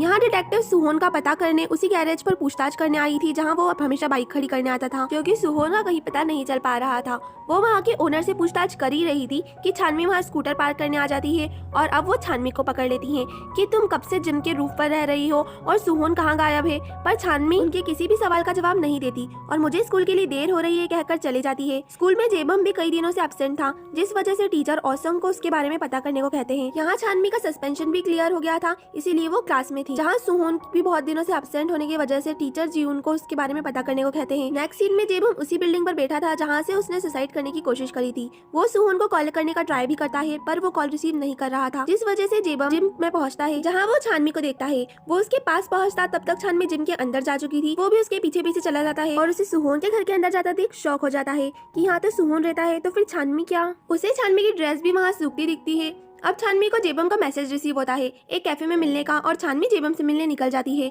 पर जेबम तो वहीं रूफटॉप पर था और उसने छानवी को घर से बाहर इसीलिए भेजा था ताकि वो घर के अंदर जा सके, और वो ऐसा करता भी है और अंदर उसे सामान दिखता है छानवी का और छानवी और सुहोन का साथ में फोटो भी। नेक्स्ट सीन में तेसु आजंग के साथ अपने घर आ रही थी जहाँ पहले से ही डिटेक्टिव उसका इंतजार कर रहा था और उसके पहुँचते ही वो उससे पूछता है हमने कॉल हिस्ट्री पता करी जिसमें तुमने सुहोन को बहुत से कॉल और मैसेजेस करे हैं, तो क्या तुम जानती हो सुहोन कहाँ है? जिस पर वो कहती है क्या एक दोस्त को कॉल करना गुनाह है और जब आपके पास कोई वारंट ना हो तो आप मुझसे कुछ सवाल नहीं कर सकते, और वहाँ से चले जाती है। अब उस समय आजंग भी उसके साथ थी, जिस कारण उसे आजंग को बताना पड़ता है कि सुहोन ने ही जंगक्योंग के पेड़ तोड़ा था और योगगॉन को भी अच्छा सबक सिखाया, जिस पर आजंग बहुत खुश होती है। पर तेसु के ये बताने पर कि योगगॉन मर चुका है वो बहुत शॉक भी होती है, पर वो भी जानती थी कि सुहोन ऐसा कुछ नहीं कर सकता। तेसु उसे कहती है तुम्हें आज डिटेक्टिव ने मेरे साथ देख लिया तो हो सकता है कि वो योगगॉन को जानने को लेकर तुमसे सवाल करे, तो तुम उससे जाने से इनकार कर देना। यहाँ ओसंग जेबम को ढूंढते हुए सुहोन के घर के बाहर पहुंच जाता है, क्योंकि जेबम की मॉम ने उससे उसके फोन पर ट्रैकिंग ऐप डाउनलोड करा था और उसकी लोकेशन बताकर ओसंग को उसे ढूंढने को कहा था।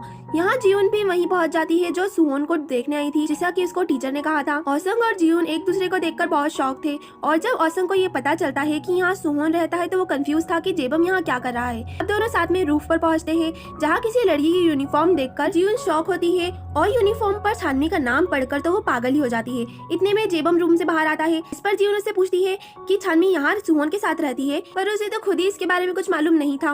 ओसंग उससे पूछता है वो यहाँ क्या कर रहा है, तो वो कहता है वो तो सुहोन से मिलने आया था। अब वो उसे अपने घर जाने को कहता है क्योंकि उसकी माँ उसे लेकर बहुत परेशान हो रही है और जेबम चला जाता है, पर जीवन अंदर जाकर देखती है और छानवी का सामान देख वो गुस्से से लाल हो जाती है और नीचे पहुंचकर कहती है ये छानवी का स्कूटर है ना, और सीन यहीं कट हो जाता है। यहाँ छानवी इन सब से बेखबर जेबम का कैफे में इंतजार कर रही थी, जहाँ जेबम तो नहीं आता पर उसका मैसेज आता है कि वो किसी जरूरी काम के चलते नहीं आ सकता। छानवी को बड़ा गुस्सा आता है क्योंकि वो कब से वेट कर रही थी। अब घर पहुंच छानवी दो चीजों से परेशान थी, अपने भाई के फोन से कॉल आने को लेकर और सुहोन के अब तक घर ना लौटने को लेकर। अब सीन सुहोन पर शिफ्ट होता है जो हॉस्पिटल में था और उसके डॉक्टर उसे कहते हैं तुम सिर्फ अपनी सेहत का ख्याल रखो, फीस की चिंता मत करो, वो मुझ पर छोड़ दो, और उसे अपना फोन नंबर भी देते हैं। नेक्स्ट डे छानवी स्कूल जाने को जब निकलती है तो रास्ते में उसे पता चलता है ब्रेक तो फेल है और स्कूटर भी बहुत तेज था, पर छानवी की समझदारी ही थी कि वो स्कूटर को एक शॉप के बाहर रखे ब्लैंकेट्स में जा घुसाती है, जिससे उसे चोट तो आती है पर कोई बड़ा हादसा होने से टल जाता है। यहाँ गैरेज ओनर से उसे पता चलता है कि ब्रेक फेल नहीं हुए थे बल्कि जानबूझकर काटे गए थे, और इससे छानवी को इतना गुस्सा आता है कि वो स्पीकर से कॉरिडोर में सभी के सामने अनाउंसमेंट करती है कि जिसने भी मुझे मारने की कोशिश करी है देख लो, मैं सही सलामत हूँ और तुम कुछ भी कर लो लेकिन मैं तुम्हें पकड़कर ही रहूंगी। सभी बच्चे उसे घूर रहे थे और तेसु उससे स्पीकर छीन उसे ऐसा पागलपन करने से रोकती है। अब छानवी मेडिकल रूम आती है अपनी चोटों का इलाज कराने, जहाँ बाहर तेसु और आजम उसका वेट कर रही थी और कहती है क्या हम तुम्हें हॉस्पिटल ले चले, और छानवी ये कहकर चली जाती है कि मुझे सिर्फ घर पर आराम करने की जरूरत है। उसके जाने के बाद आजम तेसु से कहती है आज छानवी का बर्थडे है क्योंकि उसे वॉसक का बर्थडे याद है। अब जब छानवी घर पहुंचती है तो डोर के ग्लासेस टूटे पड़े थे, सारा सामान बिखरा था और पूरा घर तहस नहस हो रखा था, यहाँ तक कि उसकी यूनिफॉर्म भी कटी पड़ी थी। ये सब देख छानवी को बहुत रोना आता है। नेक्स्ट सीन में फीमेल डिटेक्टिव अपने हस्बैंड यानी डॉक्टर से मिलने उनके कैबिन में आती है, जहाँ उसी वक्त सुहोन भी आ जाता है और डिटेक्टिव को पता चलता है उसके ब्रेन ट्यूमर के बारे में और वो इतने दिन से यहाँ हॉस्पिटल में था। ये भी वो सुहोन से कहती है वो उसकी बीमारी और वो सुहोन से हॉस्पिटल में मिली थी ये बात किसी को नहीं बताएगी। यहाँ बेचारी छानवी पूरा घर ठीक कर रही थी पर सुहोन और खुद की फोटो ना मिलने पर वो उसे ढूंढने लगती है। इतने में डोर पर नॉक होता है और बाहर जाकर देखने पर सुहोन को अपने सामने देख छानवी बहुत इमोशनल हो जाती है। सुहोन उससे डोर और उसके सर पर लगी चोट के बारे में पूछता है, जिस पर वो कहती है मेरा एक एक्सीडेंट हुआ था, पर सुहोन कहाँ था। सुहोन उसे सच नहीं बताता और कहता है मैं सस्पेक्ट हूँ इसलिए छुप रहा था। छानवी को बड़ा गुस्सा आता है कि वो ऐसे ही परेशान हो रही थी और उसने 29 मिस्ड कॉल भी करे। अब जब सुहोन आ ही गया था तो वो छानवी को अपना स्ट्रेस दूर करने के लिए बाहर चलने को कहता है और छानवी भी हाँ कर देती है। अब दोनों ही कैरियोके में पहुंचते हैं, जहाँ एक रूम में पहुंचते ही छानवी का बहुत अच्छे से वेलकम किया जाता है जेबम, तेसु और आजंग द्वारा। वो छानवी का बर्थडे सेलिब्रेट करने के लिए वहाँ इकट्ठा थे। छानवी शौक के साथ साथ बहुत खुश भी थी और पूछती है तुम्हें मेरा बर्थडे आज है ये कैसे पता चला, जिस पर आजंग कहती है उसे वॉसक का यह बर्थडे याद था। फिर छानवी कैंडल्स ब्लो करती है, आजंग छानवी के चेहरे पर केक लगाती है, फिर सभी एक दूसरे के चेहरे पर केक लगाने लगते हैं। यहाँ आसम फिर जेबम को ट्रैक करता हुआ कैरियोके पहुंच जाता है, जैसे इसके पास जेबम के पीछे लगे रहने के अलावा तो कुछ काम ही नहीं है। जब वो अंदर जाता है तो छानवी को एक रूम से बाहर आता देख उसी रूम में घुस जाता है, जहाँ बाकी सब उसे देखकर शॉक हो जाते हैं पर फिर पार्टी ज्वाइन करने को कहते हैं, मगर औसंग ये बोलकर जाने लगता है कि वो जेबम के लिए आया था और उसका बाहर कैफे में वेट कर रहा है। और जाते जाते अचानक उसे एक फोन कॉल आने लगती है, जहाँ सुहोन शॉक हो जाता है क्योंकि उसकी रिंगटोन बिल्कुल वैसी ही थी जैसी छानवी को उसके भाई के फोन वाली कॉल पर सुनाई। छानवी को बताता है जो जान छानवी औसंग को जान से मारने जाने लगती है, पर सुहोन उसे समझाता है हमें समझदारी से काम लेना होगा और वो उससे वादा लेता है कि वो अकेले ऐसा कुछ भी नहीं करेगी। यहाँ जेबम फिर औसंग से मिलता है जो बहुत परेशान था क्योंकि उसका खुद पर कंट्रोल नहीं था। तो औसंग कहता है हो सकता है तुम्हारी मेमोरीज वापस आ रही हो इसीलिए ऐसा हो रहा है, पर अचानक वो औसंग पर ही ब्लेम करने लगता है कि तुम मुझे मैनिपुलेट करने की कोशिश कर रही हो ना, वॉसक और मेरी रिलेशनशिप थी ये कहकर तुमने वॉसक को भी ऐसे ही मैनिपुलेट करा होगा, तुम मुझे मारना चाहते हो। और औसंग उससे गुस्से में एक घूसा मारता है, जिसके बाद जैसे वो अभी अभी हुई सारी बातें भूल गया हो और उसका ये दोहरा बिहेवियर देख औसंग भी हैरान और कंफ्यूज था। यहाँ छानवी और सुहोन आगे क्या करना है ये प्लान कर रहे थे, जिसमें वो रिंगटोन सेम है ये कंफर्म करने के लिए औसंग के फोन कॉल लॉग चेक करने का डिसाइड करते हैं, जिससे उन्हें पता चल जाएगा कि जिस समय छानवी को कॉल पर वो रिंगटोन सुनाई दी ठीक उसी समय क्या औसंग को भी कोई कॉल आया था। प्लान बन चुका था। अब सोहन जाने लगता है पर फिर रुककर पूछता है सॉरी मैंने तुम्हें कोई गिफ्ट नहीं दिया, बताओ तुम्हें क्या चाहिए। छानवी कुछ नहीं चाहिए कहकर मना तो करती है पर सोहन के जिद करने पर वो उससे उसकी unique red shoelace as a gift मांगती है। सोहन कंफ्यूज था कि ऐसी ओल्ड शूलेस उसे गिफ्ट में क्यों चाहिए, पर वो उसे गिफ्ट देने के लिए वो लेसेस को वॉश कर रहा था। तभी उसे फ्लैशबैक आता है जब उसकी मॉम उससे उसके ये शूलेस लेने की वजह पूछ रही थी। तो सोहन कहता है ये शूलेस मेरे साथ रहेंगी तो हमेशा आपके साथ रहने का एहसास रहेगा। अब नेक्स्ट डे स्कूल जाते समय सोहन वो लेसेस छानवी को दे भी देता है। वो कहती है अरे मैंने तो मजाक किया था, पर फिर तुरंत वो लेसेस बांध भी लेती है और बहुत खुश होती है। यहाँ केस की इन्वेस्टिगेशन कर रहे डिटेक्टिव्स को एक रिसिप्ट का टुकड़ा बरामद हुआ था, जिसके बारकोड से वो उसके ओनर का पता करने निकल पड़ते हैं, क्योंकि ये रिसिप्ट मर्डरर का हो सकता है। दोनों डिटेक्टिव शॉप भटक कर रिसिप्ट की इन्फॉर्मेशन निकालने की कोशिश कर रहे थे। जहाँ मेल डिटेक्टिव को एक शॉप से रिसिप्ट के ओनर का पता चल तो जाता है, पर ना तो उसके ओनर का पता हमें बताया जाता है, और मेल डिटेक्टिव फीमेल डिटेक्टिव से भी ना जाने ये बात क्यों छुपा लेता है। यहाँ सुहोन तेसु और आजंग की मदद से औसंग के फोन चुराने का प्लान बनाता है, पर उन्हें सच नहीं बताता। नेक्स्ट डे क्लास में जैसे ही औसंग फोन अनलॉक करता है, प्लान के मुताबिक तेसु उसे एक खींच कर रेपटा देती है, जिससे औसंग बौखला जाता है और दोनों की फाइट स्टार्ट हो जाती है, जिसमें पूरी क्लास लग जाती है। और मौके का फायदा उठाकर आजंग मोबाइल उठा लेती है और सुहोन को देती है, जिसे वो वॉशरूम ले जाकर चेक करता है, पर मोबाइल में लास्ट 4 दिन के पहले के कोई कॉल लॉग नहीं थे, क्योंकि औसंग ने न्यू मोबाइल फोन पे स्विच कर लिया था, जिसे वो अपनी बहन मीन्स जीवन के फोन से ट्रैक करता हुआ वॉशरूम तक पहुंच जाता है और कॉल करता है। अब मोबाइल सुहोन के हाथ में था, वो वॉशरूम में और औसंग वॉशरूम के बाहर। अब जैसे ही औसंग डोर खोलता है, उसे वहाँ सिर्फ अपना मोबाइल दिखता है, क्योंकि सुहोन पास वाले वॉशरूम में छुप चुका था। औसंग गुस्से में अपना मोबाइल लेकर चला जाता है और सुहोन बाहर आता है, पर औसंग छुपकर ये सब देख रहा था और उसे पता चल जाता है कि उसका फोन सुहोन ने चुराया था। यहाँ हम मेल डिटेक्टिव को गी औसंग या कहे कि पुलिस चीफ के घर आते देखते हैं, जहाँ वो उसे बताता है कि उसे वो मर्डर स्पॉट पर मिली रिसिप्ट के ओनर का पता चल गया है, जो औसंग है। अपने बेटे का नाम सुन चीफ शॉक हो जाते हैं और यकीन नहीं करते, पर डिटेक्टिव बताता है कि उसने सीसीटीवी में भी चेक करा, जिसके अकॉर्डिंग वो रिसिप्ट सच में औसंग की ही है, पर उसने इस बारे में अभी तक किसी को नहीं बताया है और चीफ अभी उसे ये सभी से छुपा कर रखने को कहता है। नेक्स्ट सीन में जब सुहोन घर लौट रहा था, तो कोई उस पर पीछे से हमला कर देता है, पर सुहोन ठहरा बॉक्सिंग चैंपियन, वो 2 मिनट में उस हमला करने वाले को मजा चखा देता है और उसका चेहरा देख चौंक जाता है, जो सेजिन था। पर सेजिन ने ऐसा क्यों किया वो बताता है उसे सुहोन पर शक था, और जब उसने देखा कि छानवी उसी के साथ रह रही है तो उसे बहुत बुरा लगा और उसने ही उस दिन डोर के ग्लासेस और घर का ऐसा हाल बनाया था। पर अब वो इन सब के लिए माफी मांगता है। दोनों उसे माफ भी कर देते हैं, पर छानवी कहती है एक्सीडेंट में मेरी जान जाते जाते बची है, जिस पर उन्हें पता चलता है कि सेजिन ने स्कूटर में कुछ नहीं करा था।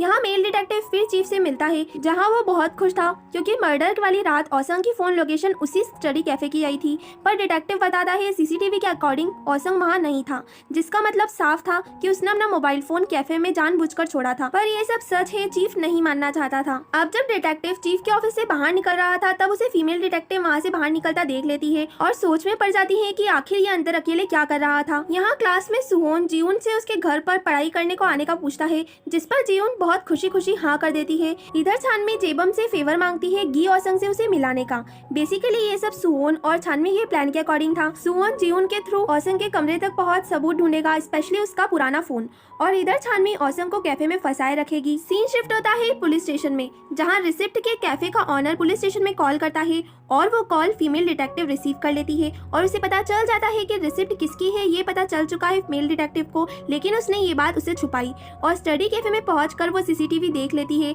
जिससे उसे पता चल जाता है कि रिसिप्ट चीफ के बेटे गी औसंग का है। और स्टेशन में वो मेल डिटेक्टिव को अच्छा खासा लेक्चर सुना देती है, उससे ऐसी धोखेबाजी करने के लिए, और चीफ के बेटे का ही वो रिसिप्ट है ये चीफ को खुद बताने के लिए। सुहोन औसंग के घर पहुंचता है और जीवन के ड्रेस चेंज करने जाते ही वो औसंग के रूम में घुस जाता है, जहां बहुत छानबीन करने पर भी उसे कुछ हाथ नहीं लगता, पर एक लॉकर लॉक था और वो समझ जाता है कि इसमें कुछ न कुछ तो एविडेंस जरूर होगा। यहाँ जीवन कपड़े चेंज कर आ जाती है, पर सुहोन तो उसके सामने ही था, जो रूम से समय रहते बाहर निकल चुका था, पर अभी भी सुहोन का काम पूरा नहीं हुआ था, इसीलिए वो जीवन को खुद के लिए रेमन्स बनाने का कहकर बिजी कर देता है और फिर रूम में चला जाता है। पर जीवन सोशल मीडिया पर पोस्ट कर देती है कि वो सुहोन के साथ में स्टडीज कर रही है।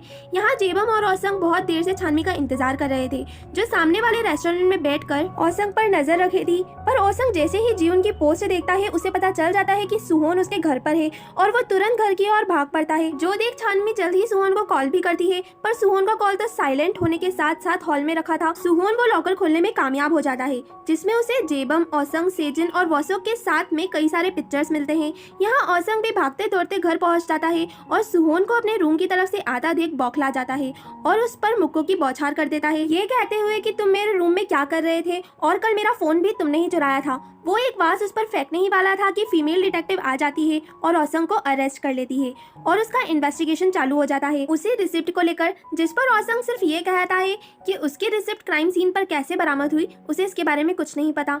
यहाँ छानवी सुहोन को लेकर बहुत परेशान थी और उसके आते ही वो सुकून की सांस लेती है और उससे क्या क्या हुआ पूछती है पर सुहोन उसे पिक्चर वाली बात बताता उससे पहले उसे एक कॉल आ जाता है जो उसकी मॉम के नर्सिंग होम से था और उसे पता चलता है कि उसकी मॉम की तबीयत ज्यादा बिगड़ने की वजह से उन्हें हॉस्पिटल में एडमिट कराया गया है। और हॉस्पिटल में पहुंचने पर डॉक्टर बताते हैं उसकी मॉम को लाइफ सपोर्ट सिस्टम पर रखा है और अगर फीस ना भरी गई तो इसे कंटिन्यू करना इम्पॉसिबल है। सुहोन को फिर पैसों की सख्त जरूरत आन पड़ी थी और सुहोन की ऐसी हालत देख छानवी भी रोने लगती है कि वो चाहते हुए भी सुहोन की कुछ हेल्प नहीं कर सकती। यहाँ सोना के डैड फिर तेसू से मिलते हैं जिन्होंने उसे उसके असली रूप में भी पहचान लिया था। वो उसे कहते हैं सोना बिल्कुल ठीक होने लगी थी पर जंगक्योंग के फिर लौट आने से सब खराब हो गया। वो उसे इस बार जंगक्योंग को हमेशा के लिए गायब करने की रिक्वेस्ट करते हैं पर तेसू और सुहोन तो पहले ही योगगॉन के मर्डर से परेशान थे। अब आखिर वो क्या कर सकती है। यहाँ ऑसंग इन्वेस्टिगेशन के कारण बहुत बौखलाया था और जंगक्योंग से मिलने आता है जहाँ वो उसे कहता है तुम्हारा पैर तोड़ने वाला बंदा सुहोन हो सकता है। जंगक्योंग कहता है फिर तो हमें उसे मार डालना चाहिए।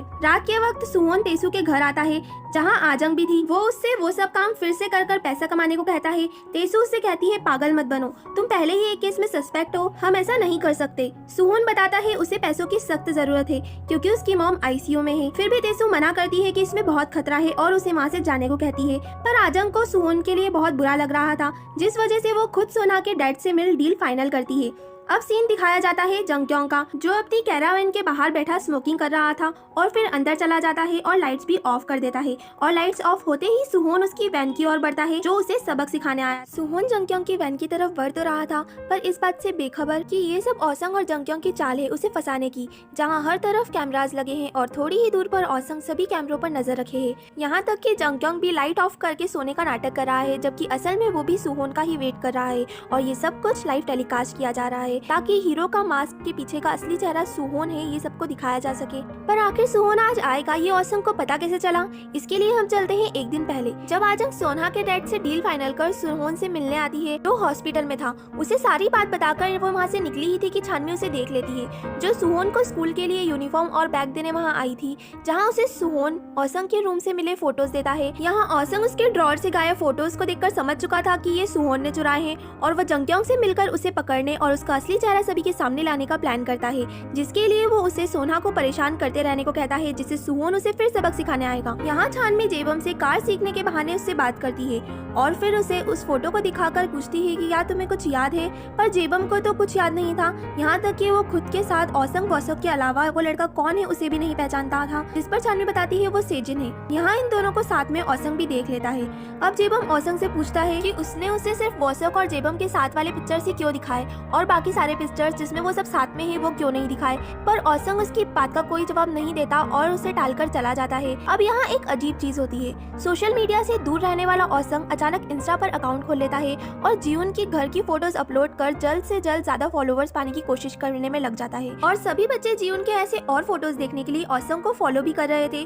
और जब जीवन को इस बारे में पता चलता है कि ओसंग उससे बिना पूछे फोटोज क्लिक कर अपलोड कर रहा है, वो उसे वो सब डिलीट करने को कहती है, जिस पर वो कहता है सिर्फ 2-3 दिन की बात है, उसके बाद सब डिलीट हो जाएगा। जो जीवन और एज एन ऑडियंस हमें भी बड़ा अजीब लगता है कि अगले 2-3 दिन में ऐसा क्या हो जाएगा। नेक्स्ट सीन स्टेशन का दिखाया जाता है जहाँ मेल डिटेक्टिव ने फीमेल डिटेक्टिव से ऐसी धोखेबाजी करने के लिए माफी मांग ली थी और उसे बताता है उसे उस गैरेज जहाँ मर्डर हुआ था उसके पीछे का एक फुटेज मिला है जिसके अकॉर्डिंग मर्डर में किन्हीं 2 लोगों का हाथ थे, जो एक फ्रंट डोर से निकला और दूसरा बंदा लगभग 10 से 15 मिनट बाद पीछे की डोर से निकलकर चला गया, पर उसका आइडेंटिफिकेशन भी नामुमकिन है क्योंकि उसने मास्क पहन रखा है। नेक्स्ट सीन में जब छानवी स्कूल से निकलती है तो ओसंग उससे उसका बैग छीनने लगता है। जेबम ये सब देख लेता है और छानवी की मदद करने आता है, पर बैग ओसंग के हाथ लग चुका था और वो उसमें से उसके रूम से चुराई सारे पिक्चर्स वापस ले लेता है। जेबम उसे छानवी से ऐसी बदतमीजी करने के लिए माफी मांगने को कहता है, पर वो उसे छानवी से दूर रहने की समझाइश देकर चला जाता है। यहाँ प्लान के मुताबिक जंगक्योंग फिर से सोना को परेशान करने लगता है और वो ये सब अपने डैड को बताती है, जो उसे संतावना देते हुए कहते हैं कि उसने डील कर ली है और आज जंगक्योंग की अकल ठिकाने आ जाएगी। ये सब ओसंग सुन रहा होता है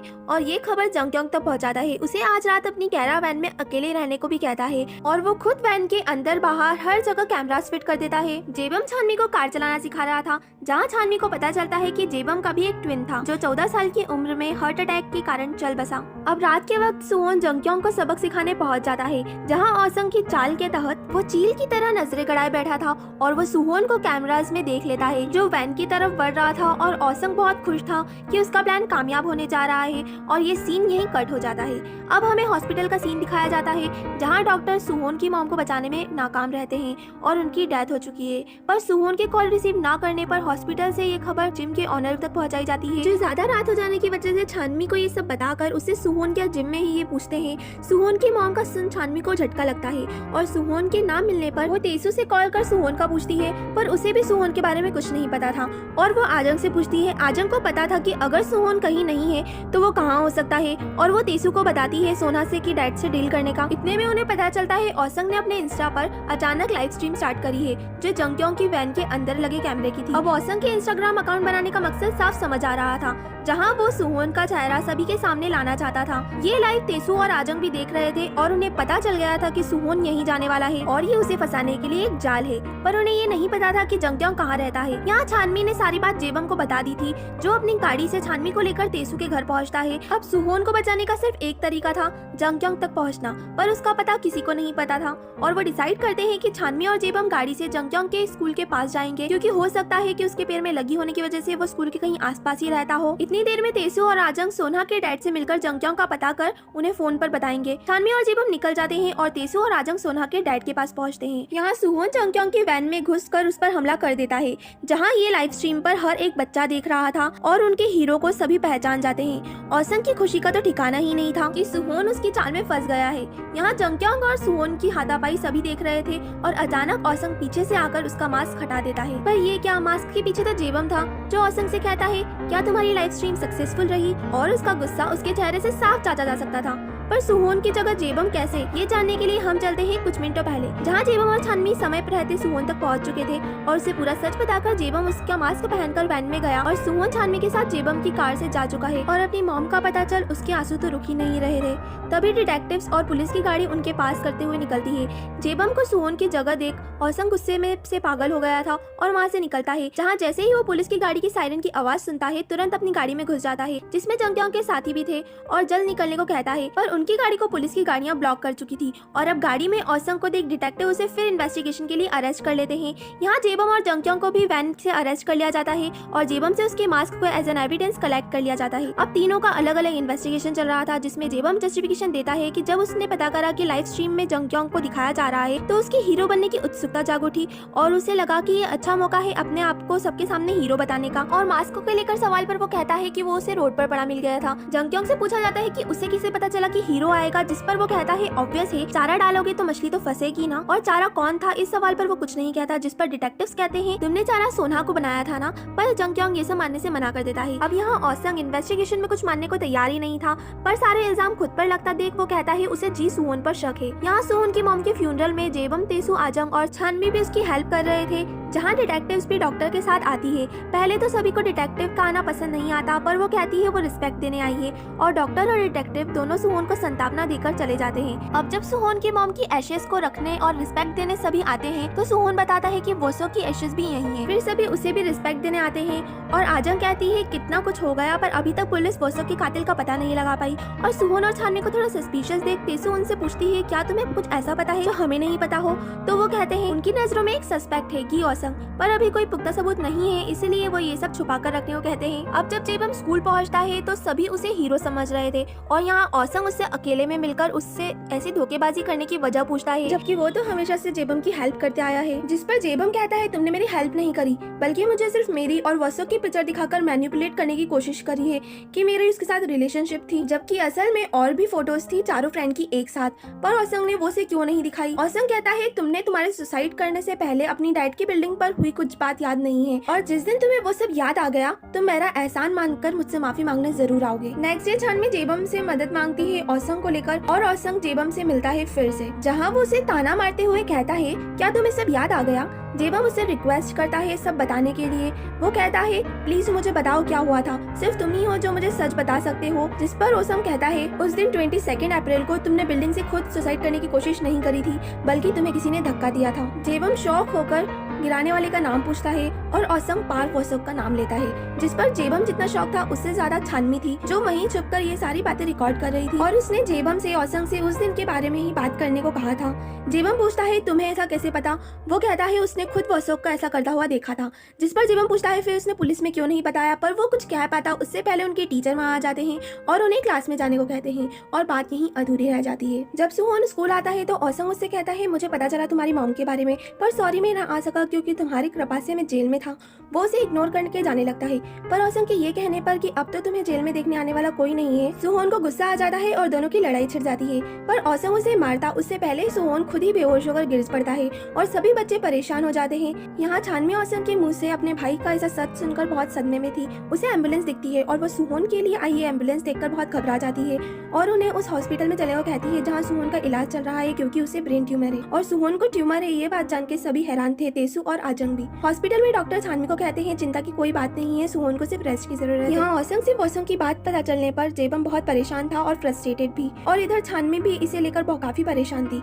नेक्स्ट सीन में जब सुहोन की आंखें खुलती है तो वो खुद को हॉस्पिटल में पाता है जहाँ उसे डॉक्टर के थ्रू पता चलता है छानमी उसे यहाँ लाई है और ऑलरेडी सुहोन के ब्रेन ट्यूमर के बारे में उसे पता है। जोसन सुहोन बहुत शॉक्ड और कंफ्यूज था। वो छानमी को कॉल करने का भी ट्राई करता है पर छानमी का फोन बंद था। फिर उसे छानमी का एक मैसेज रिसीव होता है, एक वीडियो मैसेज, जिसमें वो कहती है मैंने ट्रांसफर सिर्फ अपने भाई के कातिल का पता लगाने के लिए लिया था, पर मेरे भाई ने ही जेबम को मारने की कोशिश करी और वो अब हमेशा के लिए यहाँ से जा रही है और सुहोन को भी वसुक के केस से बाहर निकल खुद की लाइफ जीने की सलाह देती है और थैंक्स पर वीडियो एंड हो जाता है। सुहोन को बहुत बुरा लग रहा था और वो तुरंत ही जिम में दौड़ लगा देता है, पर वहाँ पहुँचने पर ना तो उसे छानमी मिलती है और ना ही छानमी का सामान। यहाँ जेबम को भी छानमी का उसके भाई के कामों के लिए माफी मांगता वीडियो रिसीव होता है। सुहोन सोचता है पर ये सब छानमी को बताया किसने, और उसके दिमाग में सबसे पहले औसंग आता है और वो उसके घर पहुँचता है जहाँ वो जंग्योंग को देख साइड में छुप जाता है। औसंग जंग्योंग से मिलने बाहर आया था जहाँ सुहोन औसंग के पैरों में रेड लेसेस वाले शूज देखकर उसे याद आता है सेजिन उसे कातिल सिर्फ इसलिए समझ रहा था क्योंकि उसने शू लेसेस देखी थी कातिल की रेड वाली। जंग्योंग औसंग को अपने साथ लेकर अपनी कैरावन में आता है और उन दोनों की बहस चलने लगती है सुहोन बच कैसे गया और अब उसका क्या करना है। इतनी देर में डोर नॉक होता है जहाँ सुहोन ही था जो जंग्योंग को फिर से एक मुक्के में ही बेहोश कर देता है और उसे अंदर घुसता देख औसंग उसकी तरफ चाकू तान देता है। सुहोन पूछता है छानमी को वसुक के बारे में तुमने बताया ना, पर असली कातिल तुम हो, और दोनों की में फाइट स्टार्ट हो जाती है और वो औसंग को धो धोकर लाल पीला कर देता है। वो तो उसे गला दबाकर मार ही डालता पर पुलिस की गाड़ी की सायरन सुनकर वो रुक जाता है। सीन छानमी पर शिफ्ट होता है जो बुसान आ चुकी थी और अब वो सब कुछ गिव अप करने का डिसाइड कर चुकी थी। तभी वो खुद के और अपने भाई की एक साथ फोटो देखती है और पुरानी मेमोरीज को याद करने लगती है,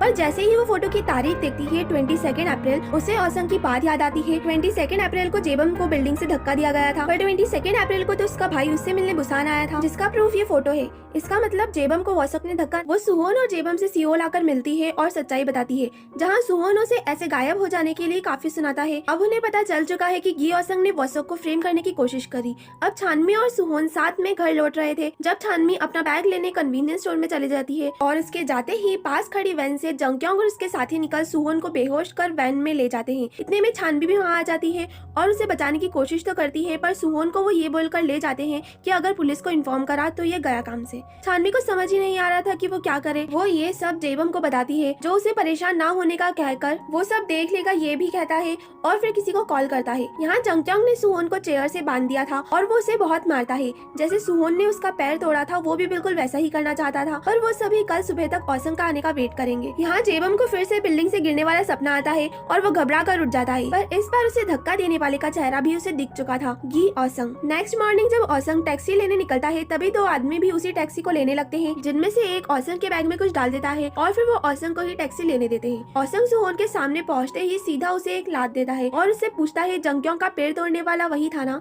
तो वो हाँ भी कहता है। फिर वो उससे पूछता है तुम्ही ने वसुक को भी धक्का दिया था, जिस पर वो मना करता है, तो वो उसे फिर मारता है। असल में वो सुहोन को वसुक को कातिल साबित करना चाहता था। वो उससे फिर सेम क्वेश्चन करता है, पर इस बार अगर उसने ना कहा तो वो उसकी उंगलियां काट देगा। फिर भी सुहोन ना ही कहता है और औसंग कटर से उसकी उंगलियां काटने लगता है। तभी बहुत से लोग वहाँ घुस जाते हैं और सभी को बंदी बना लेते हैं। फिर वहाँ जेबम पहुँचता है। ये सब जेबम के ही बॉडीगार्ड है और इन्हीं में से एक ने औसंग के बैग में ट्रैकर डाल दिया था जिससे वो सब यहाँ आ गए। जेबम आते ही सीधा औसंग का गला पकड़ लेता है कि तुमने मुझे अब तक धोखे कमरे में रखा और मुझसे झूठ बोला। उसका बॉडीगार्ड उसे रोकता है और कहता है उन्हें ये जगह जल्द से जल्द खाली करनी होगी। अब जब जेबम डॉक्यूमेंट साइन करता है तो जेबम की जगह गलती से जेजुन नाम से साइन कर देता है, जो उसने अपने लेफ्ट हाथ से करी थी, जिस पर बॉडीगार्ड उसे टोकता है। ये सब सुहोन को भी अजीब लगता है कि जेबम तो राइट हैंडेड है ना। यहाँ छानवी भी डिटेक्टिव्स के पास पहुंच जाती है, जो उन्हें अपने भाई के फोन से आए कॉल के बारे में बताती है और डिटेक्टिव्स कॉल की लोकेशन पता करने को कहती है।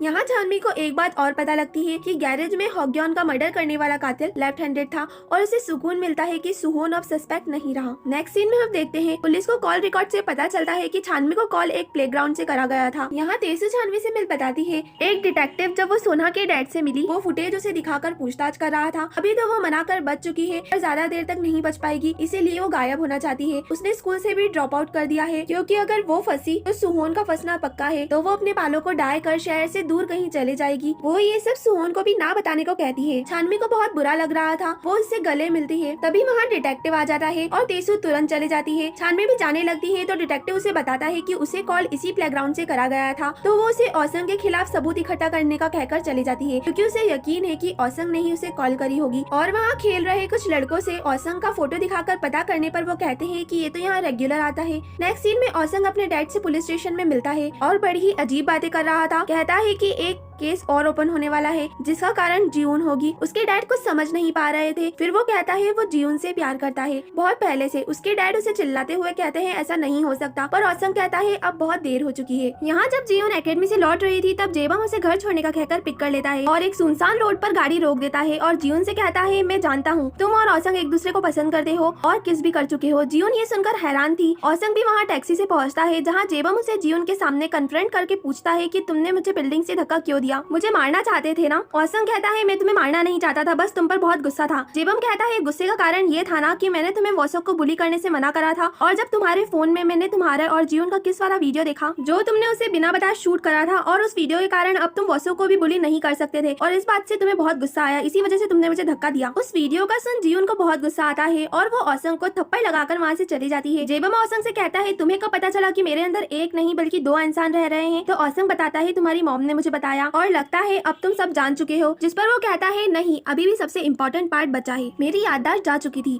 और तुमने मुझे यकीन दिलाया कि मुझे वॉसोक ने धक्का दिया। औसंग कहता है इतना कि तुम उसे साइंस लैब से धक्का दे दो। यहाँ जब छानवी और सुहोन खाना खा रहे थे तो सुहोन के राइट हैंड पर लगी होने के कारण खाना लेफ्ट हैंड से खाना पड़ रहा था। जहाँ छानवी कहती है लेफ्ट हैंडेड इंसान क्या किक भी लेफ्ट लेग से ही मारता होगा, तभी सुहोन कहता है वॉसोक को किक मारकर गिराया गया था और अगर वीडियो में ये दिख सके कि कौन से लेग से किक मारी गई है तो कातिल को पकड़ना इजी होगा। और वो सेजिन के थ्रू फिर से वो वीडियो रिसीव कर उसे रिवाइंड कर बार बार देखते हैं, जिसमें क्लियर तो नहीं दिख रहा था, पर सुहोन कहता है अगर मान ले कि ये लेफ्ट लेग से मारी गई है तो औसंग कातिल नहीं है और जेबम ने ही उस दिन राइट हैंड की जगह लेफ्ट हैंड से सिग्नेचर करा था। पर वो जेबम पर शक नहीं करना चाहते थे, इसलिए कंफर्म करने के लिए सुहोन उसे रेस्टोरेंट में मिलता है जहाँ वो ऐसा प्रिटेंड करता है जैसे उसके फोन में वॉसोक के केस से रिलेटेड कुछ बहुत इंपॉर्टेंट है जो वो पुलिस को देने वाला है। और सुहोन के बर्तन रखने जाते ही जेबम उसका फोन लेकर वॉशरूम में चला जाता है, पर सुहोन मिरर से ये सब देख रहा था और जब वो मोबाइल ढूंढने का नाटक करता है तो जेबम भी आकर उसे ढूंढवाने की एक्टिंग करने लगता है। नेक्स्ट सीन में सुहोन छानवी के साथ स्टोर से बिल्कुल वॉसोक जैसा फोन खरीदता है और फिर जेबम के घर पहुंचता है इस बहाने से कि जंक्योंग और उसके साथी फिर सुहोन के घर के बाहर थे, इसलिए वो यहाँ आ गया। जेबम उसे अपने रूम में ले जाता है। यहाँ छानवी अननोन नंबर से जेबम को वॉसोक जैसे न्यू फोन का पिक भेजती है, ये लिखते हुए कि मुझे वॉसोक का मोबाइल मिल गया है और अब तुम पकड़े गए। फोटो देख जेबम बहुत घबरा जाता है और फोन को लेफ्ट हैंड से यूज करने लगता है और सुहोन भी ये देख रहा था। वो सुहोन से कहता है कि उसे कुछ जरूरी काम के चलते जाना पड़ेगा। फिर वो कार से हॉर्स स्टेबल पर पहुंचता है जहाँ उसने एक बॉक्स में बहुत सारा सामान रख रखा था, सुहोन का फोन और वॉसोक का फोन भी रखा था। और वॉसोक के फोन को बिल्कुल सही सलामत देख वो चैन की सांस लेता है, पर सुहोन उसके पीछे ही था। उसे देख जेबम मोबाइल पीछे छुपा लेता है और सुहोन से पूछता है तुम यहाँ कैसे।